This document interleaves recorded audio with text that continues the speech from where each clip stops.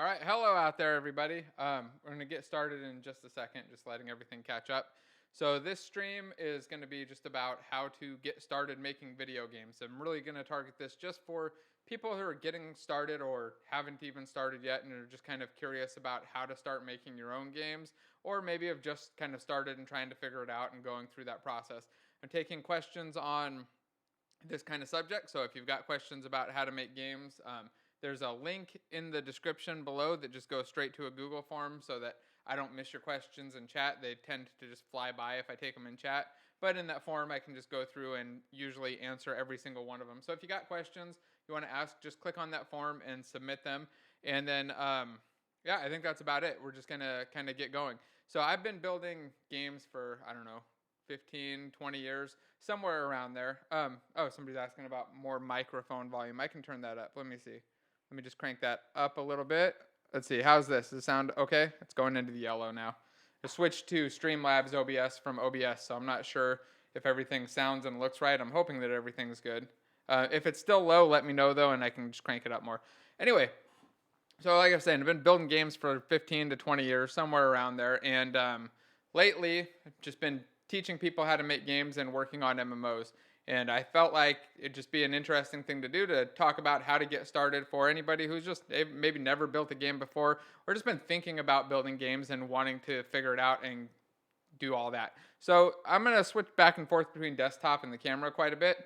And we are going to use Unity. I'm going to go through the process of just how to get it set up, how to download it, talk a little bit about what the different parts of the editor mean, like what all these different sections are, because when you first get in there, it can be kind of confusing and overwhelming, I think. Even for me, coming from working on other games before, when I first jumped in, it seemed really, really confusing, and I was just kind of lost. So I'm trying to help people get a little bit past that, and then show how to do some things like reading input, moving things around, and kind of get into the idea of making your own game. So if you want to get started, I mean, the first thing you got to do is grab a Unity installer. I use the Unity Hub, which you just search for Unity Hub download. You can grab the Unity Hub, or you can grab a specific version.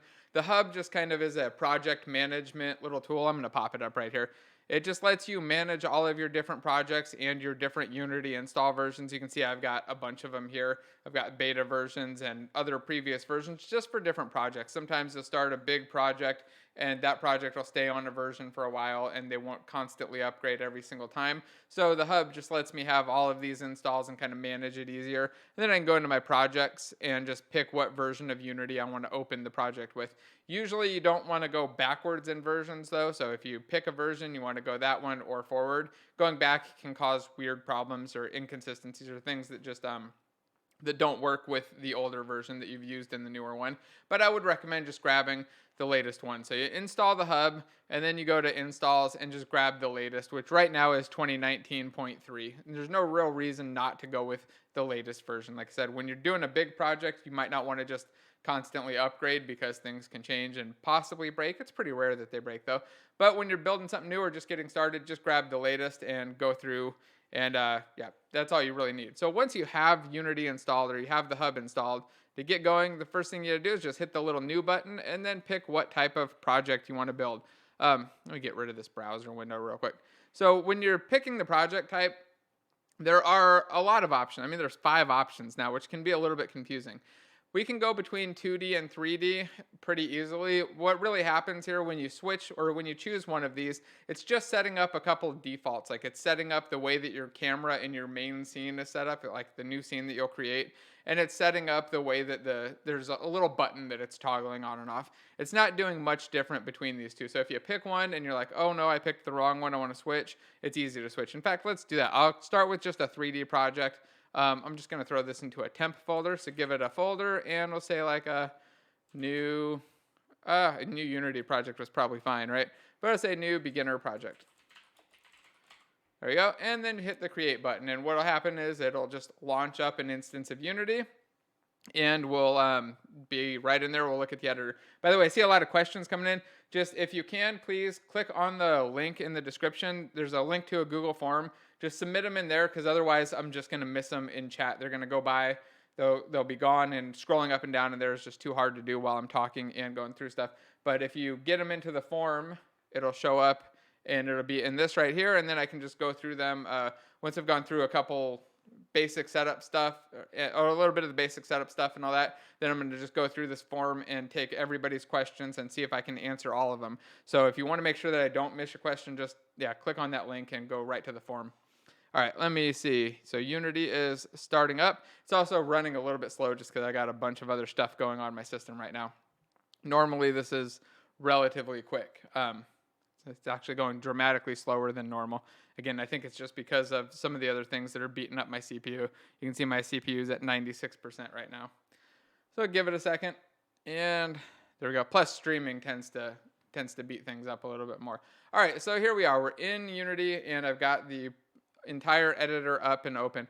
I actually opened in a beta version. So if you're wondering why yours might look light or dark instead of dark, in the beta versions, the dark theme is kind of automatically there. Or if you have a paid license to Unity, the dark theme is there. But if you don't, it should look like, let me just switch it over. So for what it looks like for everybody else. Let's see, general, and then editor theme, it looks like this personal theme. I'm going to switch it. I think anybody that's getting started out might be a little bit confused. And it really doesn't make a difference. It's just a visual change on how the editor looks, or the color scheme there. Okay, so there are a couple important things here. Since we started it off in a 3D project, we have this 3D scene view right here. And then we have a game view right here. And these are just tabs and windows that you can drag and drop around. So you can grab it, you can drop it, and kind of dock them in different spots. If you've ever used any kind of development environment, they're mostly like this, or art environments. So a lot of tools that do this, where you can take any of these tabs and just kind of move them around to different weird positions. And if you mess them up, you can go to Window and Layouts, and there are a bunch of different pre-built ones, like a four-way split for looking at things in a weird mode. I almost always just stick with the default. So I'm almost always just in the default mode, except I take my game view and I pull it over here side by side so that I can see what it looks like in game versus what it looks like in my scene. And a scene, by the way, is just like a level. When you're getting started out with Unity, you can literally just think of a scene as a level in your game. When you get a little bit more complicated, you can do weird stuff like loading in multiple scenes and loading them asynchronously, swapping around. You can do a lot with them, but at the basic level, it's really just like a level in your game. So the scene view, you can hold down the right mouse button and just turn around to look all around the scene view. You can also use WASD to move around just like you would in an FPS. You got to be holding down that right mouse button though. If you're holding that down, you can move around just like an FPS, and you can even hold shift to sprint just like you would in an FPS. You can also click on things in the scene view like the camera, or here's the light. If I click on the camera and I have my mouse over the scene view, I can hit the F key on the keyboard. It has to be over the scene view though, and it'll focus right on that. I can also use the mouse wheel to zoom in and zoom out. I can click on this thing and hit F and focus that and zoom in, so on. But notice if I click on this and I go over here and I hit F, oh, it actually still works now. It didn't used to work that way, so that's nice, and it's actually a new thing. I just learned something new. Awesome. So the scene view shows me everything in the level, and it's showing me that I have a camera and a light, and I also have this scene hierarchy. It's just called hierarchy, but it's really a list of everything that's in the scene. Like I said, we could have multiple scenes here, so if you see multiple of these black top level things, these are just that we have multiple levels loaded at once, which again is a bit more of an advanced thing that we're not going to really dive into today. But you can see underneath it I've got a main camera and a directional light. I can also double click on these to select them and focus them. So to get started, one thing we can do is just go into Game Object menu right here. And this allows us to create all kinds of different things. We can create 3D objects, 2D objects, particle effects, lights, audio sources, video players, UI stuff. There's a lot of things in this section for creating new game objects. And a game object is kind of the base level thing that's in your scene or in your level. So I'm going to start with just creating a 3D object and picking a cube. And what's going to happen is it's going to create the cube right in the center of my scene view. So if I turned over here and I hit Game Object, 3D Object, and Cube, I'm going to get one right here, kind of right in the center. It just assumes that that's where you want it because you're not really telling it where to go. And I've got two cubes here, and I can grab these little tools here. Remember, hold down the right mouse button, WASD, to move around. But I can move around the object just by clicking and dragging on one of these tools. And here you can see I'm dragging it in front of the camera, and it's showing up in the game view. That's the camera right there. If it's behind there, I don't see it. If I drag it right out in front, I see it. And if I drag it the other way along this x-axis, which if you look up here, you'll see the x value is changing in the position. If If I drag it here far enough away, you see it kind of goes off the screen just like that other cube did. Oh, and I'm getting Skype messages, so I'm going to close out Skype. Let's see, close Skype. And hopefully that's enough Skype closing. All right, so drag over these two cubes. And you can see I just got two game object cube things here. They also show up in my scene or in my scene hierarchy as cube and cube 1. And I can create new cubes just by hitting game object, 3D object, and cube again. All right, let me see. Sorry, a bunch of questions popped up and a bunch of noise just appeared. All right, so let's take a look at the camera real quick. I want to show what that looks like and how we can move that around and how we can adjust that. So if I select the camera, you can actually see a camera preview that shows exactly what my game view is showing. And if I go down here behind it, you can see that it's showing me the area of things that are inside the camera view. So everything that's in here, in this box, is going to be rendered by our camera. Now, when I said that switching or making a 2D game versus a 3D game really just changes settings on the camera, what it's changing here is this projection option from perspective to orthographic. So if I go to make a 2D game, notice how this thing just got really, really flat, and the box just became kind of a box instead of a frustum that we can see out of where it's kind of scaled and doing perspective. So if I switch back to perspective, I see that it's back to that other view. Let me switch one other thing though. I'm going to switch to orthographic again, and then this little button right here switches to 2D scene view mode. It doesn't look like a button. It's really confusing and kind of hidden, but if I click on it, you see that everything just kind of flattened out. So when I'm working on a 2D game, what I usually do is switch to this mode, and then I can work with objects and move them around kind of in a 2D plane. So here I've selected a cube, and I can just drag it around. I showed before dragging by these arrows, but you can also grab these little boxes and drag them on both axes at the same time. Also, to switch between moving things and rotating things and scaling things, there's a little menu up here. So right now I'm on move mode, which is this one right here, the move tool. If I hit E, it's going to switch over to rotate, or I could just click on it. And then I can drag one of these and start spinning it around. I grabbed the yellow one there. I could grab the red one. Let's see, maybe I can grab the red one. I'm not very good at it. Let me switch to 3D mode. If I switch to 3D mode, you can see I'll grab the red one, or I can grab this green one, maybe. Okay, apparently I'm going to be terrible at grabbing things. But I can grab, there we go, and rotate along any one of these axes. Let me do it on one of these objects here. So if I go over here, select one of these cubes, and switch to the rotate mode, which again was E. This is basically Q, W, E, R, T, Y to go through all of these different options. So they're just nice hotkeys when I'm moving with WASD. And remember to hold down right button to move with the W. Okay, so I've got one of those selected, and I can rotate it, and you can see it looks kind of weird because we're in that orthographic mode, which is really meant for mostly for 2D stuff. You can do some 3D stuff in there, but usually it's a mode that we use for 2D. But if I switch back over here to perspective, you see that the cube now looks kind of normal, and when I rotate it, it looks, I'd say, more like you would expect it to look when we're rotating things. A couple other things in the scene view, you can select things and just hit delete to delete them. You can also right-click on them and hit delete to delete them, or you could right-click on them and hit duplicate to make a copy, or hit Control or Command if you're on a Mac, and D to duplicate and just make more of them. Now I made 3 of them, but they're all at the exact same position, so I could just grab one with the W and move it out, click on another one, stay in W mode and move them out, and I got 3 cubes again. All pretty exciting stuff, right? I mean, really it's not very much exciting stuff yet because we're not getting into game stuff. But again, I wanted to show how to do the basic navigation of this system and how to run through the editor and kind of understand what's going on.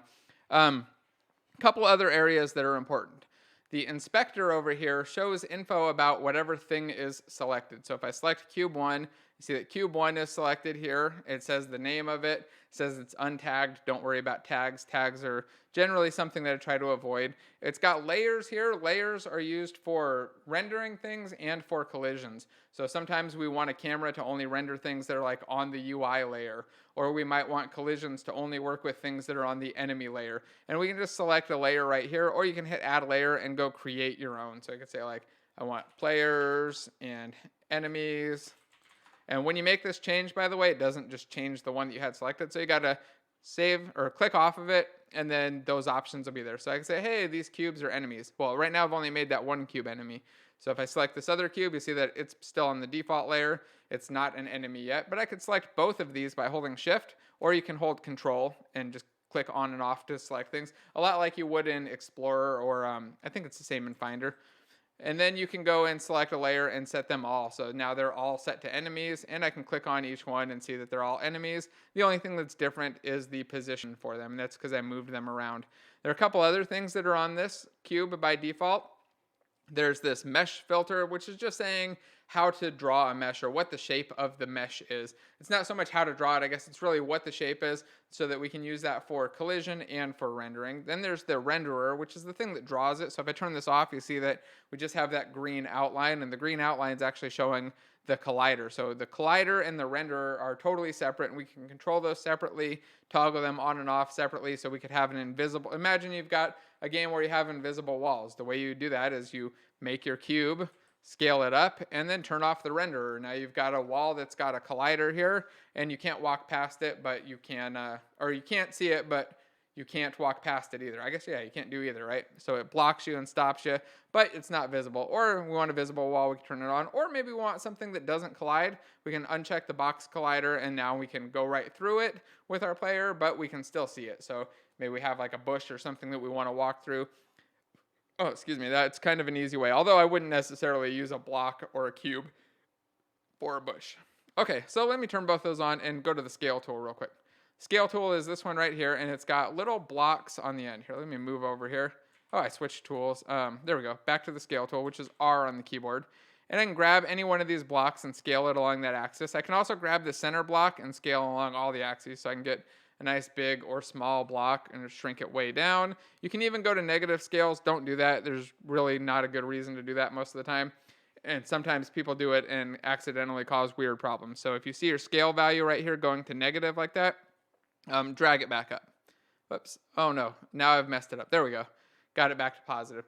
Also, these numbers are adjustable, so you can, or editable in the inspector, I mean. So you could just type in a 5 there, and now it's 5 meters long on that x-axis. And that's what these values are in. They're in meters. So this is how many meters wide it is, how many meters tall it is. So now it's 1 meter tall. Change it to 0.5.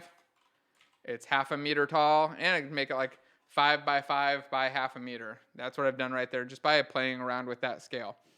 Okay, so I hope that was a good, really quick little intro, but I'm going to, I guess, keep going a little bit more, and then I'm going to jump over to some questions. Maybe I'll kind of go back and forth a little bit. I want to show two last sections real quick. There's the console down here, which has some invalid errors because I'm in a beta version. You can just hit the clear button and those will go away. But one thing that's important to have here is the, I like to have clear on build selected and clear on play, so that when I run my game, I get whatever new errors are there, if there are any errors. But it's not just for errors. You can show warnings and log entries and stuff like that, so you can go through and see what happened in your game, track down what happened, and you can even double click to go to the code. And we'll talk about the code in just a little bit. But don't worry, the code part's relatively easy when you get started. The last tab is this project tab. So remember, these are just tabs. We can always drag them around and rearrange them and stuff. I usually have the console tab down here with the project tab in the default mode though. And the project tab shows everything that's in our project. So it's not just the things that are in the level that's loaded, it's the things that are in our entire game. So this could include all of the art in our game, all of the code in our game, all of the scenes or levels in our game, and everything else, the audio, all of that is going to be right in here. And we usually have that in subfolders. So the root folder is going to be this assets folder. And then underneath it, it starts with a scenes folder by default. And then double click on it or just select it here and go back and forth. And you can see here we've got sample scene, which is actually the scene that we have loaded. So I'm going to save my scene, just hit Control S. And then I'm going to select these cubes and delete them out. And then just double click on the scene to reload it. And it's going to say, hey, you made changes since you last saved, because I just deleted all those things right after I saved. And I just hit don't save, and I got right back to my cubes. By the way, it's Control S to save. It's right here. There's a save right here, Control S. And that just saves off whatever level you have open. Another important thing down here is the slider. So this also works with the mouse wheel, or controlling the mouse wheel. And you can zoom in and out between a list view and a big icon view. The reason that that's there is so that when you're looking at art, you can see big visuals of them. You can see like the model, what the character looks like, or what the texture looks like, whatever the piece of art is. But when you're looking at things that are like a large list of stuff, like code files, there's really no reason, or scene files. So you want to be in more of a list view so you can view them a little bit easier and kind of scroll through them. And I think find things easier than you can with big icons. Some people just stay in big icon mode. Some people stay in little mode. I just kind of bounce back and forth between them. Again, it was control and the mouse wheel to scroll up and down. There's also a packages folder. We're really not going to talk much about that today. It's for pulling in other assets or other parts of the engine. Recently, there's been a big push to separate things out in the engine so that you can make your game only support 2D and not have 3D stuff, or only support 3D and not have 2D, and pull in all kinds of different parts. And a lot of that is around performance and build size, so you can kind of shrink things down and get updates to systems outside of the whole thing updating. I wouldn't worry about that too much, though, if you're just getting started. It's not a super important thing. Let's talk real quickly about physics and moving things, though. So I'm going to take this cube right here, and I'm going to move it right up here over this platform. I'm actually going to move this platform down so we can kind of see it on our game view. See, this is why I like having them side by side, so I can move them along. Also, it's worth noting, you can take these things and just drag them off here. I just dragged it over to my other screen over there. You can have it on a separate screen if you want. If you've got multiple monitors, that's a great use for having a second monitor. You can just kind of move your game view off, you can see it, and then you still have lots of room to work on your level design and your code and stuff. All right, so there we go. We've got a cube sitting above this little platform. And if I hit play, let me delete this extra cube. I don't want that extra one. I've got cube 1 and cube 3. Actually, let's rename something real quick. Let's name this one floor. So I've got it selected, and I can go right up here in the inspector and just type the word floor, and now it's named floor. And I can go over here too and just hit F2 to go to rename mode. And I can rename in either one of these spots. I'm just going to call this following box. Terrible casing on that, though. I named it with a lowercase f. What am I doing, right? Okay. Anyway, so let's hit play and see what happens. So if I hit play, well, pretty much nothing happens, because so far all I've done is say we need these two cubes. They both render and they both have colliders. There's absolutely nothing physics related. There's no code, nothing else. It's not really much of a game. It's more of just like a drawing, right? So let's stop playing and let's look at this little button down here called Add Component. This allows us to add different components to our game object. So I have the falling box selected, and if I hit Add Component, and let's get rid of that, I had a filter typed in there. If you look here, you'll see that there are a lot of components that come with the engine by default. So we have AR stuff, audio stuff, like I said, particle effect stuff. I'm not even sure what's an event anymore. Layout is for UI stuff. Mesh, has our mesh renderers or some text stuff. And then miscellaneous. What's in miscellaneous? Oh, okay, all kinds of interesting things. I usually don't dig through these menus. I usually have an idea of what I want and I just start typing it in. Like I'll type in RIGI because I know I want a rigid body, and that's what we're going to grab. But I want to show you how to get to that first. So let me clear out the filter. And if you look right here in physics and expand it out, you'll see there are a lot of physics options. We have a box collider, which we already have on here because we created a cube, and it automatically gives us that. We have joints, which are for setting up joints and interactions between objects. So that could be anything from like a hinge or part of a chain or even a character's joint on their body. We have mesh colliders, which for when we pull in a character model or just a model that's not a cube or a sphere or a capsule or something. And then the one that I want to talk about right now is the rigid body. This thing, I just clicked on it to add it, allows us to have physics kind of work out of the box. It uses the Unity physics system that's built in, and if I hit play, because it has a mass and it has the use gravity option checked, which are on by default, it should just use some gravity and fall right down. Bam! So now we've got a box that falls down. By the way, I do not have like a game design in mind here or a plan for a game that we're going to build. Really just going to go through all of these little fundamentals, take questions, and then see where we go from there. So we've got a box now that falls down. And if I turn off this cube right here, this floor, if I even just turn off the box collider, now the thing just falls right through. And this is the kind of thing that I could do at runtime. I could make, like while our player is playing, we could make this cube or this floor piece, turn off its box collider, and things suddenly fall through it. We can make it so that we click on it and things fall through it, or whatever we want, right? So let's stop playing. I'm going to look quickly at the questions, and then we'll dive into how to write some very basic code, how to hook up your code to game objects, and make your own components, which is, again, really simple to do, but I think it's also pretty fun and just interesting if you're getting started. Okay, let me check the stream. Stream looks like it's going good. Everything seems all right. And then I'm going to jump over to question mode and pull over the questions real quick and see what's going on here. All right, first I'm going to take a drink.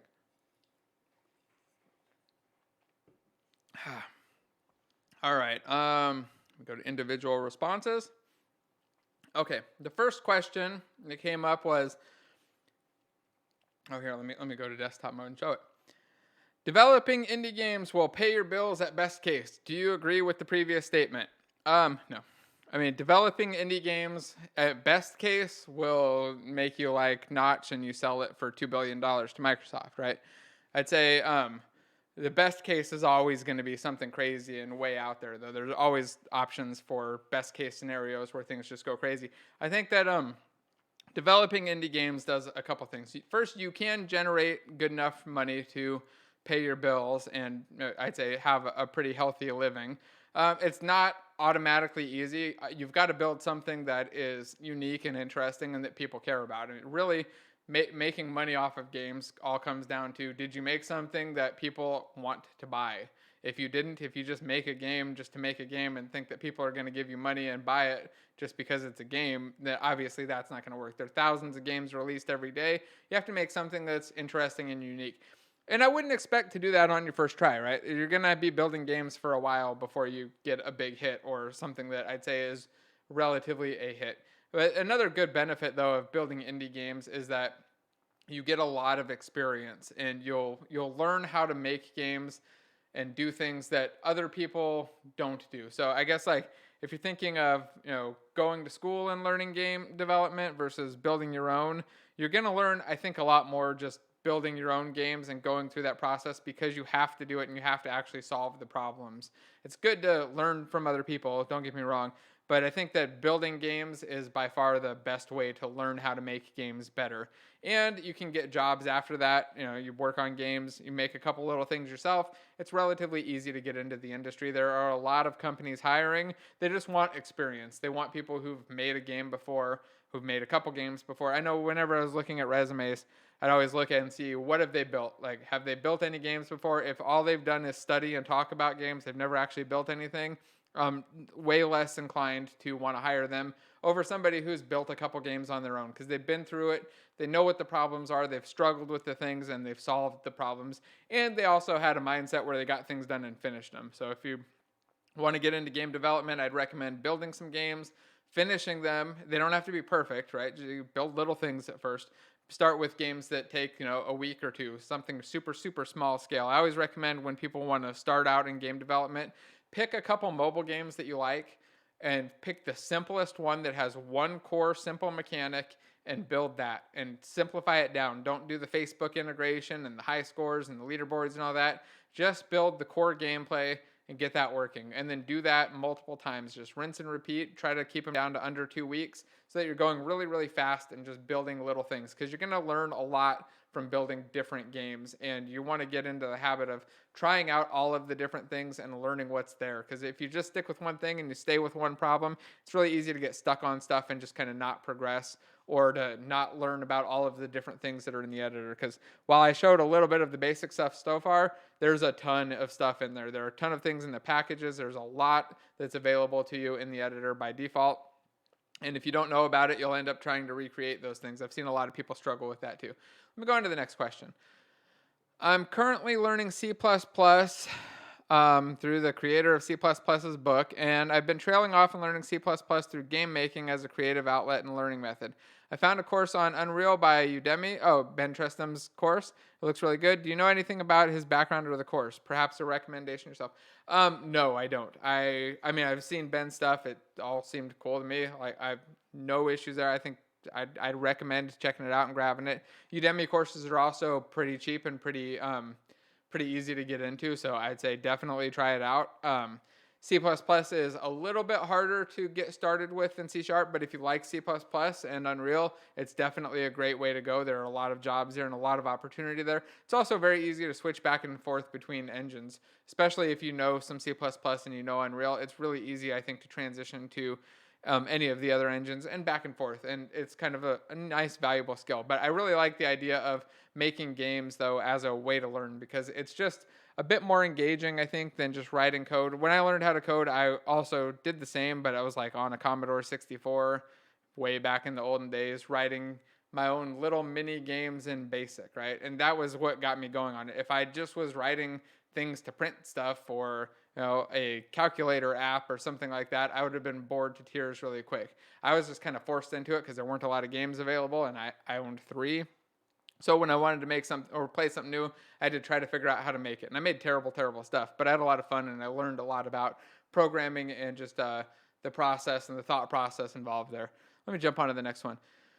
Do you use programming patterns? And if so, which ones do you use the most? I use a lot of patterns in programming. It kind of happens naturally as you start coding. I would say look at the Game Programming Patterns book. It's free available online, and you can also grab it on Amazon for relatively cheap, depending on how you like to learn. I've got both. I looked online and grabbed a copy just because I thought the book was cool. It's important to understand the patterns, but it's not something that you need to worry about on day one. It's more of a thing that you start thinking about and realizing maybe 6 months or a year into development, where you think, okay, how do I make this easier? And that's what patterns do. They really define a way to build things, or a way to develop your game that's well known and kind of explained. It shows you some cool tricks and just cool ways to keep your code clean and consistent. Again, it's a little bit more advanced, not the kind of thing I would worry about when you're just getting started, but you definitely will be using a lot of game programming patterns as you get further, and just code patterns and design patterns in general. Okay, let's go on to the next one. Does getting certified Unity Associate help with getting a job? I don't know. I mean, I'm sure it helps some places. I haven't really done much hiring since they offered it, and it's not the kind of thing that really entices me. I'm much more interested in what people have built and their portfolio than anything else. I'm sure it helps at some places. I just I don't know how much it helps. It's probably a good way to learn, though, and test your learning skills to know kind of where you're at and if you can pass those tests or not. If you can't pass them, then it's probably time to do a little bit more studying. But I've never seen anybody personally get hired just because of that, or even get bumped to the top because of any special certification. It's not just Unity ones, but any certification or degree or anything. That almost never has an impact in anything I've seen for hiring game developers. People want to know what they've built, what they've shipped, and what it's like to work with them. You really want to get an idea of those skills, because it's easy to pass. I didn't say it's easy. It's not difficult to pass tests or even get degrees and not know how to do anything. I've interviewed and met plenty of people who went through that and even had master's degrees in development or programming and couldn't write code, like couldn't write a simple little bit of code. So it's not a big thing for me, at least. Okay, let's go on to the next one. How many and what level of quality games would you recommend on a junior dev portfolio before applying to any jobs?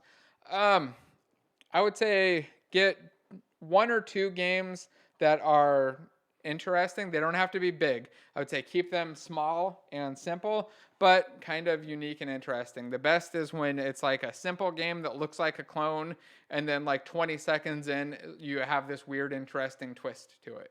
I think that's really a neat way to go, because then people get in, they understand how to play it. Don't give them something that they're not going to know how to play, that you have to explain, or they have to read instructions, or they have to read a wall of text. Like give them something that's easy to get into, that you can deploy to a WebGL build and just host on your web page, on your portfolio, and then have it do like some weird little twist 20 or 30 seconds in. Don't expect that they're going to play for 5 minutes or even 3 minutes. Expect that they're going through portfolios quick, and you got to kind of wow them relatively quick. Now, that said, I wouldn't necessarily even wait to have those before applying to jobs. I would start applying as soon as you feel like you can contribute at all to the thing. So I'd start applying early and then work on that portfolio while you're applying. Also, really important when you're applying for jobs, make sure that you tailor your resume to the job. Make sure that you point out the things that you know and that you're good at, that the job is looking for first. Oh, excuse me. Also, one really important thing that a lot of people mess up: don't have like crappy, messy formatting, misspellings, and stuff like that. Check that your resume looks good in a PDF viewer, like if you open it with Acrobat or Acrobat Reader, and that it looks good in Word. And ideally even just have it on a web page and have it available there, and that it looks good in all the browsers. it's really easy to just kind of auto disqualify yourself by misspelling things. Putting I worked on Unite 3 or whatever instead of Unity 3D. Anything like that is going to just drop your resume down to the bottom of the list, because people are going to think, if you're not willing to, double check this one little piece of paper that you're sending out, why would they expect you to double check your code and make sure that those things are right? So make sure that the resume and the portfolio is both clean and accurate, and also, again, tailored to the job that you're working on, so that it's not just like if you're applying for a Unity job, don't put Unreal right at the top. Have that down lower and move the Unity part up. And same the other way. If you're working on, you're applying for an Unreal job, make sure that that's the thing at the top of your skills, not the Unity stuff, and that the things that are important to them are at the top that you have. Okay, let's go on to the next one. That was the same question. Okay, I feel like I'm stuck in a rut with game development, and more specifically C# coding. I'm going to jump back to desktop mode for a second. I've become comfortable with a lot of beginner and intermediate concepts, but can't seem to apply my knowledge practically. What tips could you give to progress so that I can start creating my own games? I would say start with an idea of a very simple game that you want to make and just build it. Like I said before, I'd try picking mobile clones first, just because it's relatively easy to do, and you can focus on just like a one gameplay mechanic, right? So figure out like, hey, I like this little game. I always recommend people build like a Flappy Bird clone first, because it's a really, really simple, straightforward game to build.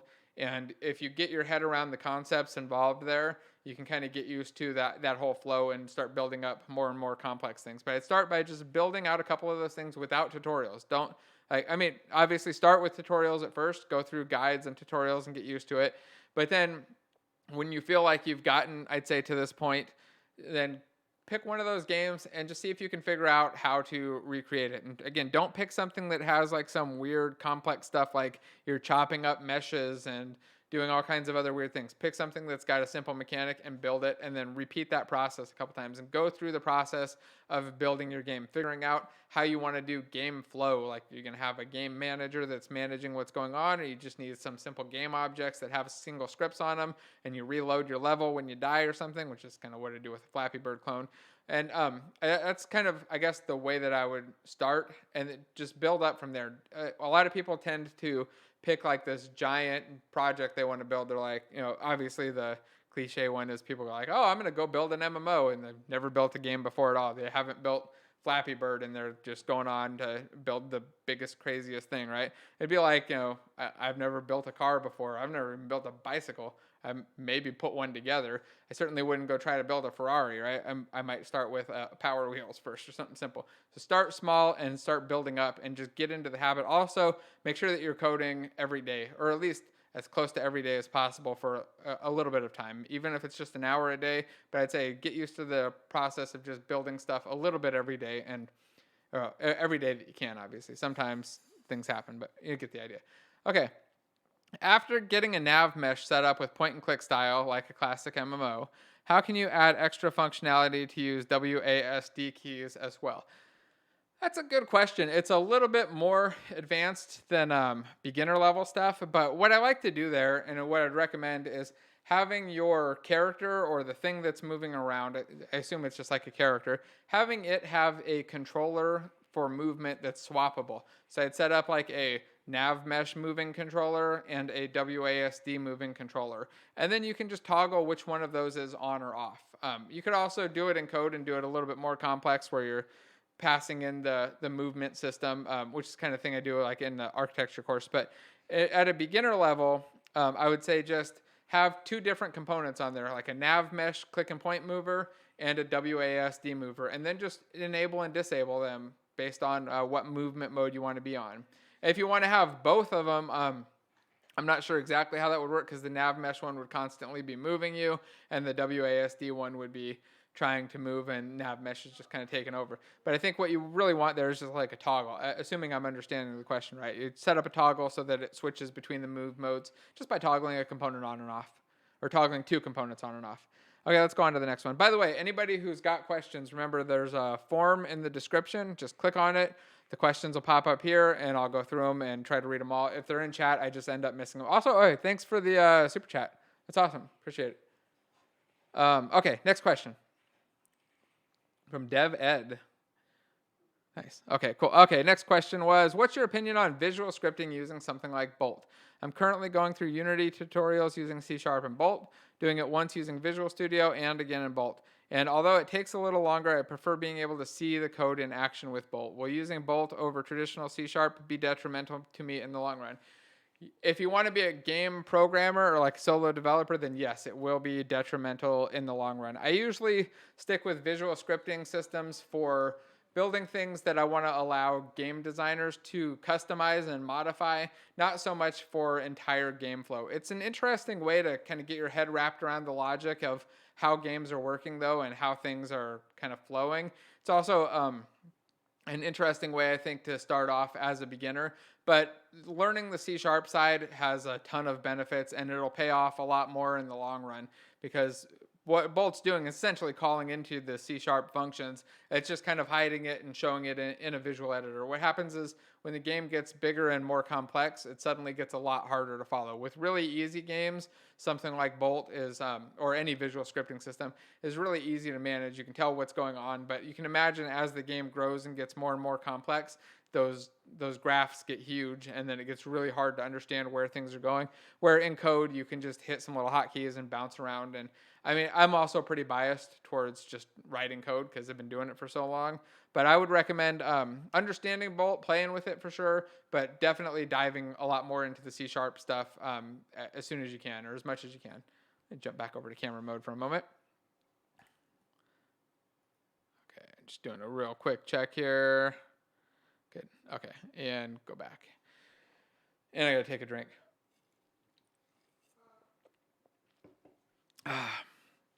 Also, while I'm at it and taking a breath for a second, don't forget to hit the like button and the share and all that stuff so we can get it out to more people and get more questions in here.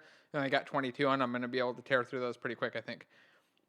All right, let's go back to desktop mode. So it says, I'm working on a game that requires a section with short turf grass. Think grass like a soccer field. I'm pretty sure that billboarding is the way to go, but how to go create required grass density without killing performance? Write a shader, HDRP as possible. So yeah, billboards are pretty much the easiest and simplest way. This is definitely a more complex question, but I'd say you're going to want to do some billboarding, and depending on how big this is, you might not need to worry too much about performance. You know, if it's a huge area with a ton of density, it could be an issue, and you may need to do some custom shader work or something a little bit more complicated. But billboards are generally the fastest and easiest way to get going with that. I'd also just look up some tutorials on high performance grass, because you're going to find a lot of detailed info on how to do that stuff.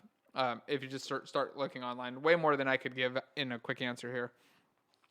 Okay, I'm going to apply for a junior gameplay engineer position that lists knowledge of network programming considerations as one of the requirements.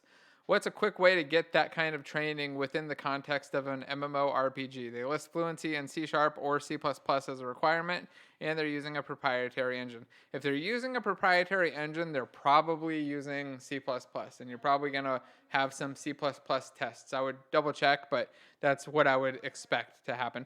I'd also figure out what networking libraries they're using. So there are a lot of them out there that exist, so you could just grab some documentation and examples for the specific low-level networking system that they're using. If it's a custom engine, they probably built something custom on top of one of the UDP libraries, but you never know. Depending on it, could even be a TCP library.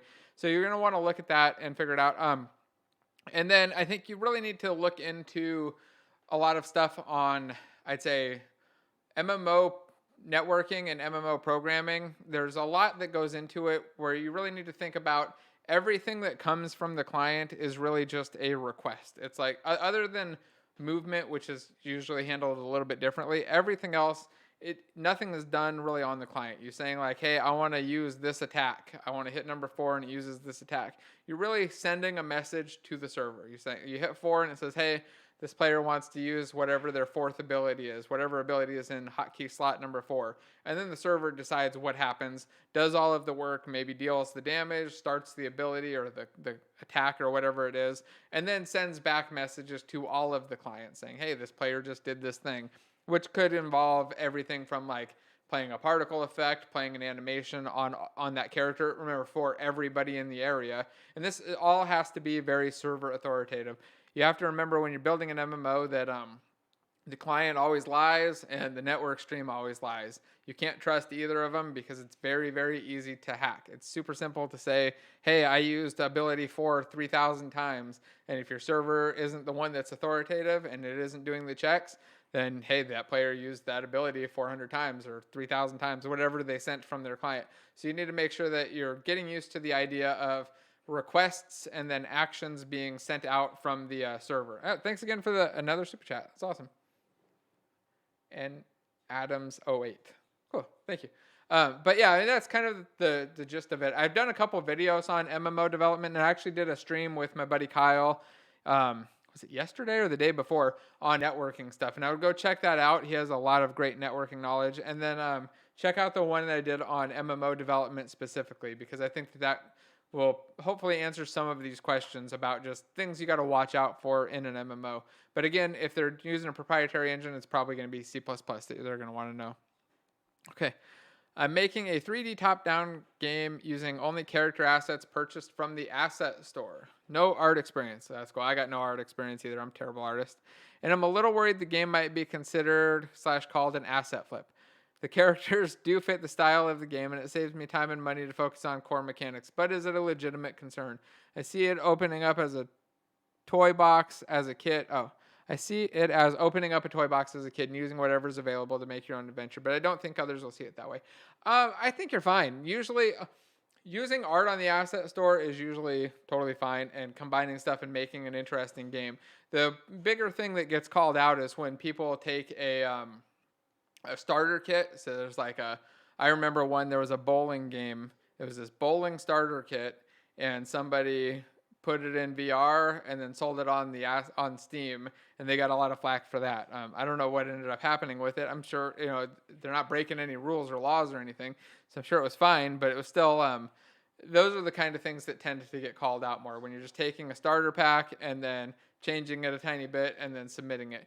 When you're building things up from all of the characters and assets on the store, I think that's totally fine way to go. I've built plenty of games like that, and even AAA games will start off using a lot of those things, and they'll begin with asset store assets and then start swapping things out, and they'll even keep some, right? Like nobody needs to go create their own rocks and their own walls and buildings and huts. Like if they fit in your art style, you really don't need to be making more of them. And it's a lot better to focus on the things that make your game unique and interesting, and not just trying to remake art for the sake of making the art. So I think you're totally fine there, as long as you're not just taking packs that are pre-built games and then shipping them out. All right. Oh, next one. How do you move past the tutorial phase and structure creating your own project? I'm struggling to move past working on tutorials to working on my own ideas. Yeah, this is where I, again, recommend picking something to clone and not doing it from a tutorial. Once you've done a couple tutorials and you feel comfortable with it, pick something that you want to try to clone without following a tutorial and go through that process a couple times. And again, keep these focused to I'd say generally about 2 weeks. Do 2-week projects where you're like, hey, I want to make whatever this mobile game is. And I say mobile games because they tend to be relatively easy. Don't pick something complicated. Pick something that you can think in your head of how you might do it, where it's not going to be like I have no idea how to do this, I got to go search and figure it out. Think of something like, what was that little dart game? I remember I made one of those not too long ago, where it's like you click and a dart flies onto the circle, and if it hits one of the other darts, it's gone. Like that kind of thing, where you're just like, hey, it goes there. When it hits collision, becomes a child, and suddenly it works. And then you just keep going until you hit one of the other darts, right? Pick something like that and figure out that process, and then build it up. And if you want to go through, once you get used to it, go through that whole process of building the menu for it and building the level saving or whatever you're going to do there, making multiple levels and get used to that. But I'd say start by just making 1 or 2, probably 3 of those, and do that first. Without a tutorial again, so that you're getting used to the idea of figuring out how to do things without being guided so much.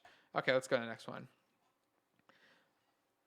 Okay, I feel like I'm a good Unity beginner, but stuck as just a beginner. Should I focus on something more specific inside of Unity and master that, or maybe advanced C Sharp? Would you recommend anything? I'm worried about going on the wrong path, and that's demotivating to me. No, I would say pick a project and start building it. That's generally the best way to learn, at least in my experience. It could just be me, but picking a project and just building it up yourself tends to be a really good way to learn. Also, if you can work with other people on stuff, you can learn really, really fast just working on a project with other people who are at or around your same skill level. But you got to make sure that they're also very interested or at the same level of interest that you have so that you're working together. But I'd say picking projects and just building those is a good way to go. And then once you feel a bit more comfortable, start looking into things like the game programming patterns that we talked about a little bit earlier and design patterns and stuff like that, where you're thinking about things at a slightly higher level. But I wouldn't worry too much about that. I'd say it probably takes a couple years before you're going to feel like you're not a beginner anymore, just as a Unity developer. I mean, I felt like I was new to it for a couple years after I had been working in Unreal for many years. So I wouldn't say that it's not something that you're going to be able to rush, but the more that you code and the more projects you work on and the more things that you try, the faster you're going to get through that process. And definitely don't get demotivated, and also don't sit like focusing on one problem and one thing for too long. If something gets you stuck and you're just dying with it, then switch over and start doing something else. Like don't sit there and just stagnate and give up because of it. Sometimes there are problems out there that you think should be easy and they're actually extremely hard. I've had this quite a few times where a junior developer is like, "Hey, I want to do this thing," and they explain it to me and I'm like, holy crap, like I might know one guy that knows how to do that and you're trying to do it. No wonder you're struggling. So I'd say start asking questions and talking to people too, because sometimes it's hard to know what's going to be easy and what's going to be hard. And you may just, get yourself stuck on something that's extremely difficult and extremely advanced without realizing it and thinking that it's easy because it just looks easy in the editor or in the code. And I've done that myself too. Don't get me wrong. It happens to all of us. Okay, Jason, have you ever tried VR development? If so, what engine would you recommend, Unity or Unreal? Yep, I released 6 VR games all built in Unity. The first one was actually just something I built over a weekend. I was going to make a tutorial on how to make a VR game, and my wife started playing it, and it was the only time my wife's ever played one of my games and kept playing it, where I didn't have to just bribe her and beg her to keep playing it. So I turned it into a real game, released it on Steam as a launch title, and it did great, and it was a lot of fun. So I would recommend Unity just because I'm comfortable with it. I think that you could build a VR game in either now, but my my default still is Unity with Steam VR. Although I think Oculus is kind of taken off now, so maybe kind of pick which platform you want to use and then go with it. But you could use either engine. But I would stick with Unity just because it's my favorite. Could you explain interpolate and collision detection mode on a rigid body component? The Unity documentation confuses me even more. Let's pull up the Unity documentation on that.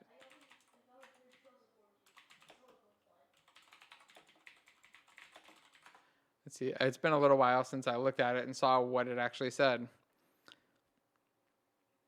I'm pulling it up now. Let's see. Switch to desktop mode and take a drink real quick.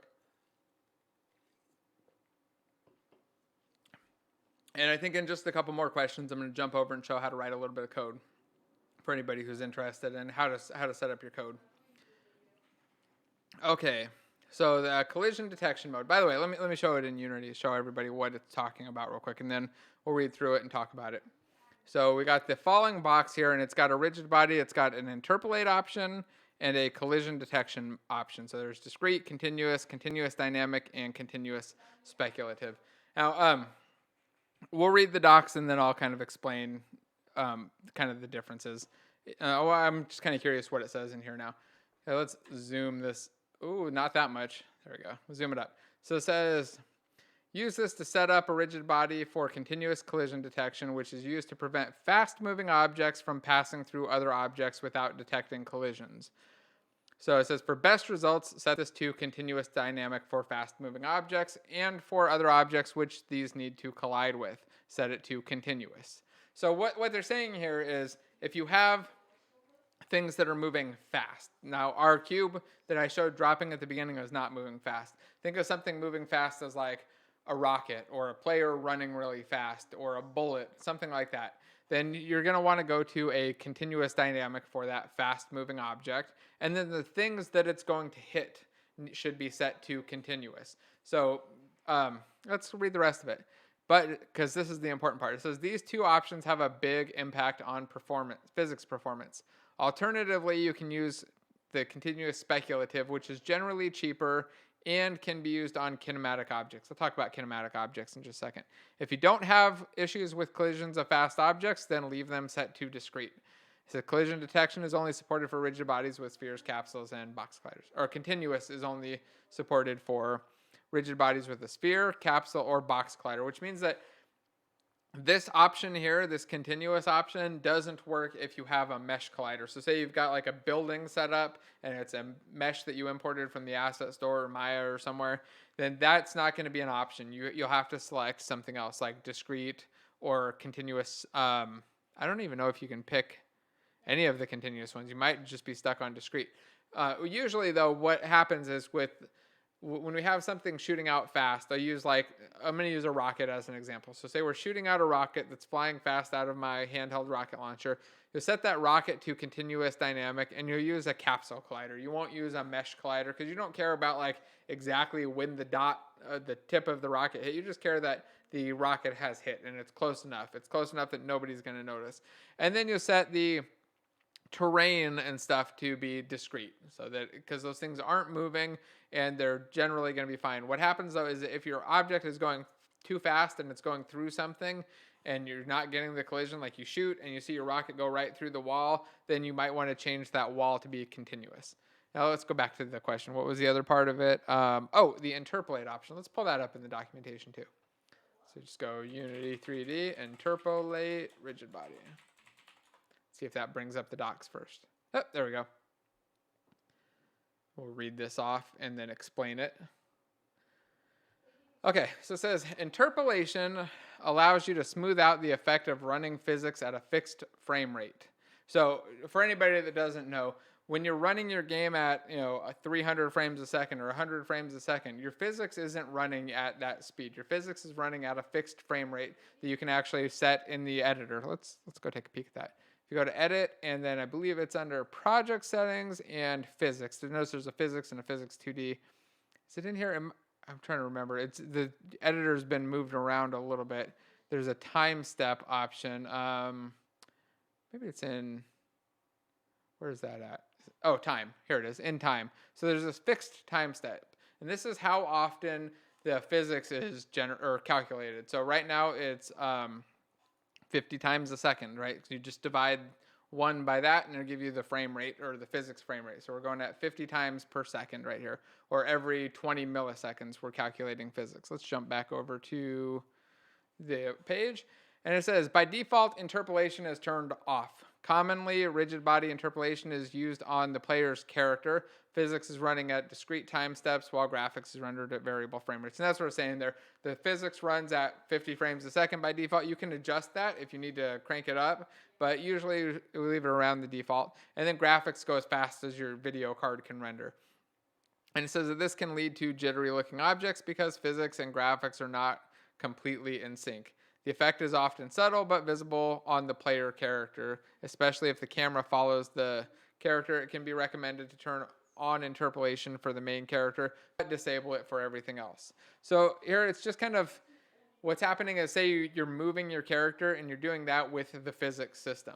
So you're moving it whatever distance every 20 milliseconds. The interpolation is going to make it move smoothly across your actual frames instead of just moving in that fixed update. If I'm understanding what they're saying here, right? And that's pretty much how I've always understood it. So that it's just kind of smoothing that out. And interpolating just means like taking one position and another position and then smoothly going in between those positions from like 0% here to 100% there. I don't know if I'm doing a good job of answering that question though. Hopefully that made some sense though. Let's go on. Hi, Jason. What do you think about using systems similar to Ryan Hippel's game architecture using scriptable objects and moving away from singleton-based code? I'm a big fan of not using singletons. I think that the scriptable object system still is basically singletons, though. That whole architecture is built around having singletons that are just objects that you're referencing in the project view instead of in your code. I've tried building some stuff with this before, and the idea here is that instead of writing a lot of code, you're building these reusable components, and then you're hooking everything up through these reusable scriptable object components. Um, I just wasn't a huge fan of it. I think it's interesting and it's neat and it makes a lot of sense if you're building a lot of very similar games where you have like maybe you've got card games that you're building and you're going to build dozens of card games and you want to set up this system so that you can customize and change those card games however you like and you can kind of build it all up in there. If you haven't seen the talk though, this doesn't make any sense. So I'd say go check out his talk for anybody who's confused on what the hell I'm talking about. And then you'll kind of understand. But he set up a system where you can essentially do all of your code in a visual scripting type of way. It's kind of similar to using Bolt, a little bit different, but somewhat similar. And it's just been, I haven't seen a lot of payoff trying to do it that way. So I just don't anymore. I tried it a couple times, like I said, but it just didn't make a lot of sense for any of the things I was working on. Plus, when I work on games, they tend to be very different, like from one game to the next. There's very little similarity, and the things just don't become very reusable, and the patterns don't really line up very well. Okay, what's your plan when it comes to making new game ideas? What/where do you go to create a game/idea? How do you come up with game ideas? I usually ask my friends who are game designers because they have much better ideas than me. Usually my ideas get inspired by like, I just watched Star Wars, so I want to build a space game, or let's see, I just watched The Witcher. I almost finished watching The Witcher on Netflix, which is great, by the way. If you guys haven't seen it and you like fantasy stuff or Skyrim or the Witcher game or anything like that, and just know it's not PG. It's very, very rated R. It was really good, and it made me want to build a fantasy RPG again. Luckily, I'm working on a fantasy RPG, but it just kind of like got me excited about that genre again. So I'm terrible at coming up with new game ideas. I just ask game design friends who have really good ideas and then kind of build on that most of the time. Or I'll, like I said, see something randomly and think, hey, I want to make that. What are the benefits of Unreal considering its extra difficulty required for it? I think there are some interesting benefits to Unreal. The biggest one is that a lot of the bigger studios use Unreal just because they've been using it for a very long time and they're very used to C++. I don't know all of the benefits. They also have a really nice visual scripting system. The Blueprint system is great. So if you want to do visual scripting, Unreal is still probably the best option for that.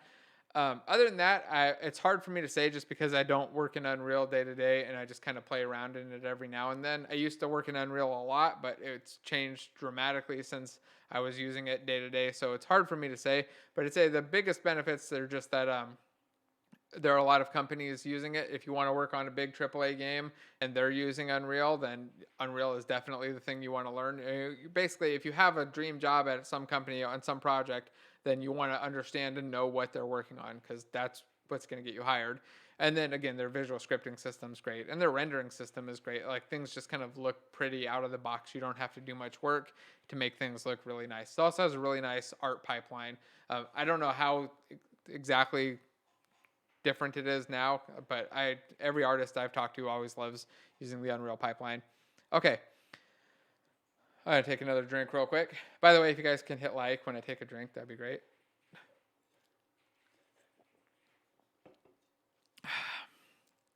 All right. And also, for anybody who wants to ask questions, I have mentioned it a couple times, but there's a link in the description that just goes to this form. So you can submit questions and I won't miss them. If they're in chat, it just flies by and I have to not watch it or else I get distracted and I lose my train of thought constantly. So just drop them in here and we'll just go through them and try to get to them all. And then again, I'll jump back over and do some coding in just a few minutes and then jump back to questions. Okay. Hey Jason, I always get stuck whenever I try to build a character controller for any type of 3D game. I can get some basic movement down applying forces, but it doesn't feel natural or good.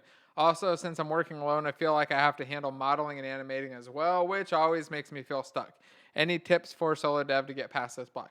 Okay, character controllers are a tough one, right? It's easy to use like the built-in character controller and move stuff around, but if you want things to feel a specific way, what I'd recommend is finding the game that you want them to feel like and then searching for tutorials on how to make them feel like that game. Every game does it slightly differently, and it all comes down to how that character's movement feels and plays. When it comes to modeling and animating, I would say if you want to just be a developer and you just want to code and make games, skip that and stop wasting your time and just get on to the actual gameplay stuff. If you really like making art and that's like the thing you want to do, then consider just doing that as the primary thing. Almost nobody does their own art and their own code. There are some people that do, but it's relatively rare, and it's usually not like they're making super high-end art and super high-end code. They're usually kind of making relatively basic art, but it works well in their game. Also, when it comes to grabbing characters, there's a site that I really like. If you go to Mixamo.com, it's still totally free. Adobe bought them a long time ago, and you can grab, apparently I'm logged out, but you can grab a ton of characters here for free. Let me see if I can just log in. And you can get animations for them. You can download them, pull them right in. So you just go in, pick a character you want, and you can see they've got lots and lots of cool stuff here. It's all mostly pretty much humanoids, but there's some weird ones too, like this mouse. Then you can go to animations, and there are, I don't know how many thousands of animations, but you can just pick like the animation you want. Now we've got a dancing mouse. I can hit download, pick FBX for Unity, grab the whole thing and pull it right in and get the animation. You can also just grab a bunch of animations and kind of skip that step. Or you just grab art on the asset store too. You can grab characters and animations on there, or grab characters and you can hit upload and put the animations on them, and it works out really well. So I would say get to the coding part, and unless you really want to be an artist, jump over to just coding. Somebody noticed the password short. I think it's just LastPass is kind of hiding all of that. What's in there is LastPass for everything. How do I know if my code is efficient and not a mess? One easy way is, can you read through it, and could a normal person read through it and kind of discern what it's doing? If your code is really clean, you should be able to say, hey, look at this 10-year-old. Can you read this? What do you think this does? And they should be able to tell you, like, hey, I think this moves a character when you push a button. If they can't, then it's probably not super clean. Now, for efficiency, it's all about looking in the profiler, which let's pull that up real quick. So let's go in here and go to Window, and let's see, where is it at? Under Analysis now. Things keep moving around. There's a profiler window in here. It's available for free in the editor, and you can see what's going on in your code, and there's a lot going on here. Ignore the rendering, ignore the memory section for now, and let's change this from timeline to just hierarchy because it makes it a little bit easier to understand. This right here is showing us how much time is being spent in our stuff. And right now we're running at 1,000 frames a second because we're really not doing anything at all. If we look in here at the player loop, we can actually see how much time everything is taking. And right now it's not doing anything special. Let's write a little bit of code real quick, and I'll show you what that looks like and show you how to see things in the profiler and how to write a little code. And then we'll jump back over to questions. So I'm going to take the profiler and, again, just dock it down there. And then we'll go to the project view. I'm going to create a new folder under Assets. Let's remember the Control and the mouse wheel to zoom. And we'll just create another folder and call it Scripts. And then go into that and just hit Enter to go right into the folder, by the way. And then in this folder, here, let me stop playing. Generally don't want to be working on the game while we're playing. So just hit it again to stop, by the way. That's a pause button, so you can pause if you want. Okay, so go in here and I right-clicked on Scripts, hit Create. Nope, not Show in Explorer. Wrong one. Okay, right-click, and I'll hit the right button this time and hit Create a C# script. I'm going to call this like a cube mover. And just type it out. And again, with C# development, you usually want to use this casing. It's Pascal case where you just capitalize every word for your class types. So when you're creating a new C# script, you'll make it, uppercase, whatever, no spaces or anything, just all uppercase the first letter of each word. Now, if I hit Enter, it should open up in my editor. And I use a slightly different editor than the default. By default, it comes with Visual Studio, which I've used for, I don't know, well over a decade, ever since 2003. Now I use Rider, which is not free, but they have a free trial. And if you're in school, they have a free version for that too. You can get like a free 30-day trial. It works pretty much the same. I just like it because it makes me a better programmer. It gives me little tips along the way. If I do something dumb in Unity, it'll call it out right here and say, hey, you did something dumb, and it'll explain why I did something dumb and tell me how to fix it. So I'll zoom this in real quick, and I'll talk real quickly about the parts of the script and what all of this means. We'll write something in here, and then I'll show in the profiler how you can tell when something's really bad. We'll make something bad and then show how to clean it up. And then we'll jump back over to questions. So if you guys have questions, submit them in that form. And then when we finish this part up, I'll jump back to the form and we'll go back through the questions and kind of wrap those up. Okay. Oh, Google is talking and saying something. Let's mute it. Okay. I don't want to send a reply, Google. Thank you. Okay, so here's the code editor, and you can see Writer just shows all of the line numbers right here, so line 1 all the way to 19. And it starts off with this default script. Whenever we create a new script, it just gives us this thing where it says public class, and then the name of the script that we made, and then a colon and a mono behavior. And up above it has these using statements. So it says using system.collections. It's actually light gray because we're not really using it. It's just there because a lot of the time you might want to use something in this. And what this really is like a set of, essentially it's a set of libraries for code that we could reuse or we could use in our script. So there's a collections, which is for handling things like lists of things or queues of things or lookups of different things. And then the generic version of that where we can do those in a even cleaner way. We're not going to do any of those though, so I'm just going to delete both those lines. So just hold shift and hit delete and delete both of those lines out. And we just have the one for using Unity engine. That's required because we're using things that are built into the engine. So sometimes you'll have a using statement to use different parts of the engine that aren't built in, that are in those packages, and those will show up there. But Writer will automatically tell us when we need to add one. So I just delete those out and call it good. Then the next important part here, so we have this public class. A class is just like a definition for a set of code.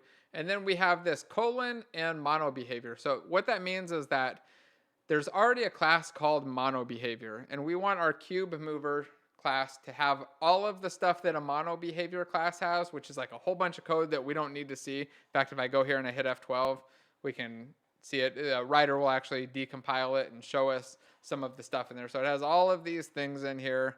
Lots and lots of stuff, and then it actually has layers and layers of stuff. So there's mono behavior, which gets stuff from behavior, and it all goes down into the C++ version or the C++ layer of Unity. So we've got this class here, and it's saying, hey, I want to have all of the things that a mono behavior has because I want it to be a component that we can add to our game. So that's what's going to make it so that when let's see if I jump back over here, it's recompiling, by the way. Whenever you add scripts or change scripts, it'll recompile, and you see a little spinner that appeared here. Oh, you might not because I'm right in front of it, but if I wasn't right in front of it in the bottom right corner, let's see, it would be right about, let's see if I can get it onto the screen, right about here. You'll see a little spinner going when it's recompiling. Okay, so what was I saying? Okay, so to be able to add it to a game object as a component, it has to have that mono behavior as what's called a base class. And that's what that colon and then mono behavior means. So I've selected my following box and I'll hit add component. And if I look down in scripts here, I'll actually see my cube mover there, assuming that I don't have any errors. If I have errors in the console, after I hit clear, because again, that's a beta version, so showing some spammy errors. But if I messed it up, like let's go back and show it real quick.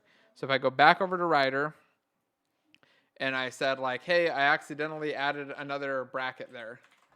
And now it's red in here saying there's an error, something's wrong. And if I go back over to Unity and look at it and hit clear, you see that now it says there's an error, an invalid token, which just means there's an invalid character there. And if I go to add component and I go to scripts, my script, oh, well, it actually let me add it. That's weird. I'm surprised. It doesn't usually let you add it. So that's an interesting thing that it did that there. It must have just not, oh, it's because it didn't recompile. But if you see the error where you can't add it and there's an error here, it means that we need to go fix it. So I can double click on this though and go directly to the error, and I can see the little red lines here and just kind of clean that up. So what happens next, well, related to these brackets, is that everything that's in between a opening bracket here and the closing bracket that's related to it is the code for our class or our script. And then inside of that, we have a couple of these event functions, which are just code that gets called at specific times. And this gets automatically done because it's a mono behavior. If it's not a mono behavior, if we didn't have this here, these methods wouldn't do anything. And notice that Rider's little hints saying that these are Unity events would go away. I hit Control Z to undo, by the way. So here it gives a little description too. And these are kind of like beginner descriptions to remind people of how things work and how where stuff is called and when stuff is called.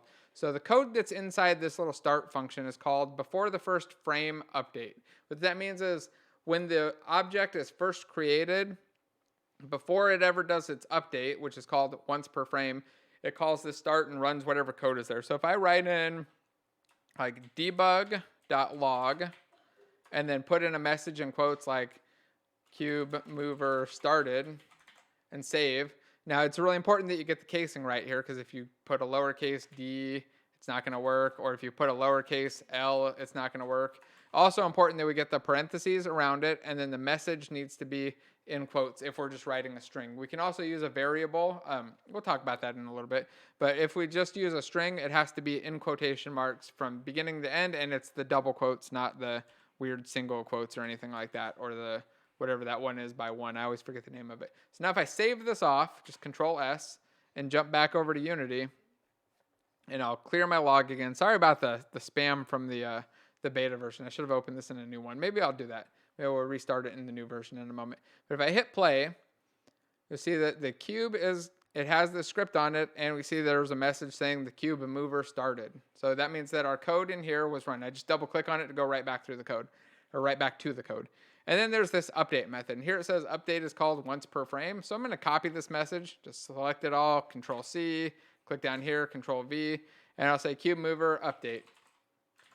And if you're new to this, just kind of take a quick guess on what you think is going to happen. We're going to remember this is going to get called once per frame. So let's go back over to Unity. I'll stop playing. And then we'll start playing again. And we should see our cube mover started, happened once. And then this number here is actually the number of times that happened. There's this collapse option here that takes it so that all of our log messages that are the same message, now it's spamming by, will get collapsed into one entry. So now I'm just seeing this one entry and the number of times it was called instead of a giant spam of entries going on there. So if I collapse it again, double click on this, you'll see that this code is just getting called every frame. So let's say I wanted to do some, well, actually, let's say I wanted to look at, let's move it first. Let's make the thing move, and then we'll look at the profiler again. So in here, to move an object around, all we have to do is say transform, which is that component that's on the game object. Let's go take a quick peek. There we go. So this transform component, this gets added automatically every time we create a game object. And I'm going to stop playing in here too. So what we need to do is access this with that transform keyword, and it's a lowercase t. There's an uppercase one, which is the type, and then the lowercase is the instance of it that's related to this cube. So if we did an uppercase one, we're going to see totally different things on it. It's not what we want. We want the lowercase one. And we say transform.position, and then we can just move it to a new position. Now we can do it that like saying equals, and we could say new vector3 and give it a hard-coded position like 1, 2, 1, or let's say 1, 1, 1. Let's see that. And then what it would do is just move to that position every frame. So let's go check it out. Hit play and watch the position of our box. It's at 1, 1, 1, and it's right here. It's in the spot. And if I try to move it, it's actually moving itself back to that spot every time. But I can pause it and move it over, unpause, and it's going to bounce back to that 1, 1, 1 position. So my code right now is kind of stupid. It's just moving it to the same position every time. The other thing that we can do, by the way, a vector3 is just the x, y, and z coordinates that you're seeing here. So when I look right here at the x, y, z, and if I zoom this over or scroll this over, you see that those are the parameters that I'm passing in, x, y, and z, that I want to move to. But another thing I can do that is a little bit more interesting is make this a plus. So instead of setting it to that position, we're going to move it by that much. We're going to add the position. So we'll take the current position and we're going to add 1 on the X, 1 on the Z, and 1 on the Y. I save that off, and we'll just shrink that down and go back in and stop playing and play again. It's spinning down there again, kind of behind my head. And we play, and watch what happens to that cube. Bam! You can see it kind of flew off the screen. If I zoom out here, you can kind of watch as it's flying away. And if you look at the position, you'll see it's going very, very, very far away. Not super useful, again, but yeah, hopefully you get the idea of how we're moving the thing just by changing the position. It's also falling, though, because we have the rigid body on here and we have used gravity on, it's falling. That's why the Y position is going down. If I turn that off and make it stop, here, let's stop playing. If I just remove this, or here, let's check the is kinematic option. So what that does is it makes it so that it doesn't fall with physics. It doesn't move with physics. We can move it around and it can be hit, but it won't move from the physics system. So now if I hit play, it's actually just going to increment everything by 1 and it's not going to fall anymore. There we go. Now it's just kind of flying off and going super, super high in the sky. Again, not super useful, but hopefully you're getting the idea. Now, if we wanted to move it a smaller amount, we could put like 0.01, or we can do this. We can actually multiply this vector 3 by the amount of time that has passed in our frame. And we can do that with this. Let's cut this little chunk of code. Let's say vector 3 movement amount equals, and we'll pass in this new vector 3, 1, 1, 1, and then we multiply that by a special variable called time.delta_time. Let's get this a little bit bigger on the screen. And then we put a semicolon at the end. That's something I think I might have skipped over. At the end of every line of code, or every statement of code really, not necessarily every line because we can split a statement into multiple lines, we have to have a semicolon at the end. If we don't, we're going to see something weird like this. Or here, let's get rid of it. And you'll see this little underline right here saying that, hey, if I put my mouse over it, even says it expects a semicolon. And that just means that this is the end of the line. The reason for that is really because sometimes we want our statement to go on multiple lines. So it allows us to put our statement on however many lines we want and then just end it with the semicolon. In this case, it's nice and small. It fits on the screen. So we just do it in the one line and put the semicolon at the end. So now we're creating this movement amount vector, which is going to be 1 on each axis times the amount of time that has passed. And this amount of time that's passed is the amount of time between the last frame and the current frame. And that time is going to be tiny. It's going to be milliseconds or even microseconds, depending on how fast our stuff is. Probably a low number of milliseconds. In 60 frames per second, you can figure that out just by going, here, let's go calc. If you want to figure out what that time is, so say we've got 60 frames a second, we can do 1 divided by 60, and that is the value that we're going to get. 16 here, or 16 milliseconds. So this would be 100 milliseconds, the tenths of milliseconds, and then the ones digit of milliseconds. So we're multiplying it by 0.016. So essentially, at 60 frames a second, we'd be putting in a 0.016. But this allows us to be variable based on our frame rate, so that it's going to move the same amount no matter what our frame rate is. So now I'm putting that into this vector 3 variable, and I can copy that and just paste it right here. And now it's going to move at 1 meter per second. So that's essentially what we're getting here, 1 meter per second movement.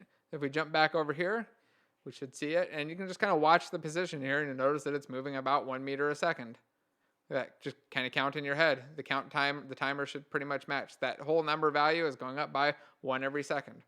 And that's how we can just move something along a new or a position at a fixed rate no matter what our frame rate is. So if we were running at 1 frame a second, that delta time would be 1, and we would still move the same amount. Now, normally when we're moving things, we want to do it in the special fixed update method, but I think that that's not super necessary when you're just getting started out. You do that in fixed update, and we do it with the rigid body or the character controller to move it.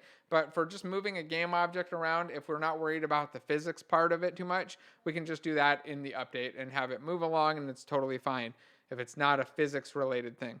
But we want to move it, I guess, for physics. So let's talk about moving it with input.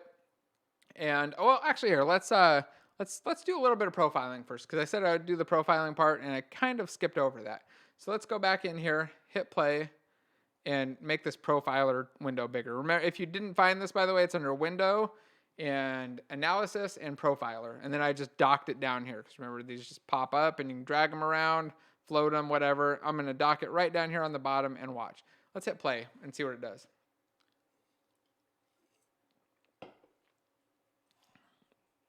Okay, so now we've just got some numbers down here and a bunch of blue bars. And if I click here, it automatically pauses the game. What I want to do though is expand out this player loop part, and it's going to show me what code is running and how much time that code is taking. Actually, I'm going to move the profiler up so that it's not cut off by my head or something on the stream. There we go. Let's kind of move this up and make it a little bit more visible. Hopefully you guys can all see that. So I've expanded out the player loop. By the way, it's switched from timeline to a hierarchy. It makes it a lot easier to understand when you're getting started. The timeline is showing like everything that's happening in a frame and seeing exactly a lot of details about it that I don't think are super useful when you're just getting started. It can be really confusing. So if we expand out this player loop section, you see right here we have update, script run behavior update. This is actually saying this is where all of the code that's in our update loops or our update methods is getting profiled. This is showing us all of that code. And if you look at the time here, it's saying that we're spending 50 or what is this? 0.51 milliseconds in update. So it's not a lot of time. We're not doing anything really big. We're just kind of moving an object and writing out a log. But we're also allocating some garbage, which is not a good thing to do, but it's not something you need to worry about too much when you're starting out. And if we expand this out though, we can actually see that it's going into our behavior update, and then we're seeing that it's cube mover update. So if I had two scripts here, we'd see both of them going on. See that it's getting called one time a second, or one call per frame, not per second, sorry. And it's taking up 4.7% of our time. And look here, the actual slow part here, the thing that stands out is actually this logging the string to the console. So writing this log entry is taking 0.48 milliseconds, and the rest of it is the remaining 0.2. So our moving is actually really fast, but writing out a log entry is actually extremely slow, which is why we don't write out log entries on a release build of stuff. We make sure that we get all of that out or comment it out or something. You set up a way so that you're not writing out log entries when you do a release build. We could also go in here and make it do something really slow, like if we went back into Writer and maybe in let's add a fixed update. Let's do that. So we'll add this other method. If I start typing in Writer, again, this is more of a Writer specific thing, but you can just type it out completely in Visual Studio. So I start typing FIX, and I get a little pop-up of options here. And I just pick the fixed update one. And this is usually how I write my code because I like to be lazy and make it easy and fast. So I start typing that out, and I get the Unity event function automatically added. So it just knows that fixed update is a part of mono behavior, and that it's going to be called essentially once per physics frame, not once per frame. And then let's say I was in here and I just made a loop. So I can write a simple loop just by saying for and hitting tab a couple times. And what's going to happen is we'll get a counter that's in the variable named I. And then we give it a maximum value. I'm just hitting tab, by the way, to bounce over here. And say like I went to 1 to 1,000. So I'm going to loop over some code 1,000 times. I hit tab again to go right down here. And maybe here I say, hey, cube, I'm going to copy this. Cube mover update, and I'll change this to fixed update. I'm going to add a space here, and then this is, let's do the string concatenation trick. So what I can do at the beginning of a string here is add a $sign. This is a C#, not a percent, a $sign. This is a C# feature. And then once I've done that, it says redundant string interpolation because I don't have a string in here yet. What I can do is add in these squiggly braces inside the quotes, and I can actually use variables like I. And it'll replace the message. So it's going to debug log cube mover fixed update 0 through 1,000 here, every fixed update. And this is going to be slow, and it's going to show something in the profiler so that we have a good idea of what's in the profiler and how to fix it real quick. So I'll stop, come back in here. We'll play one more time. And let's see if we should get log spam. Look at that, we're getting messages through 99. Or 9.99. Oh man, has everything totally frozen up? Look at how slow it's going. Really, really, really slow. I'm getting less than a frame a second because I'm writing so many log messages out. And if I go to the profiler and let's see, let it pause. I'm actually having to click pause right now. It's killing my system so much. Again, writing out log entries is slow. And I expand out player loop and then expand out fixed update. Where is it at? Here, let's find an entry here. We need one where we actually have, they're way over here. So my profiler is so bad, my stuff's so bad that it's right here where I'm actually getting the frames. So it's right on the end. You can see that little spike of blue.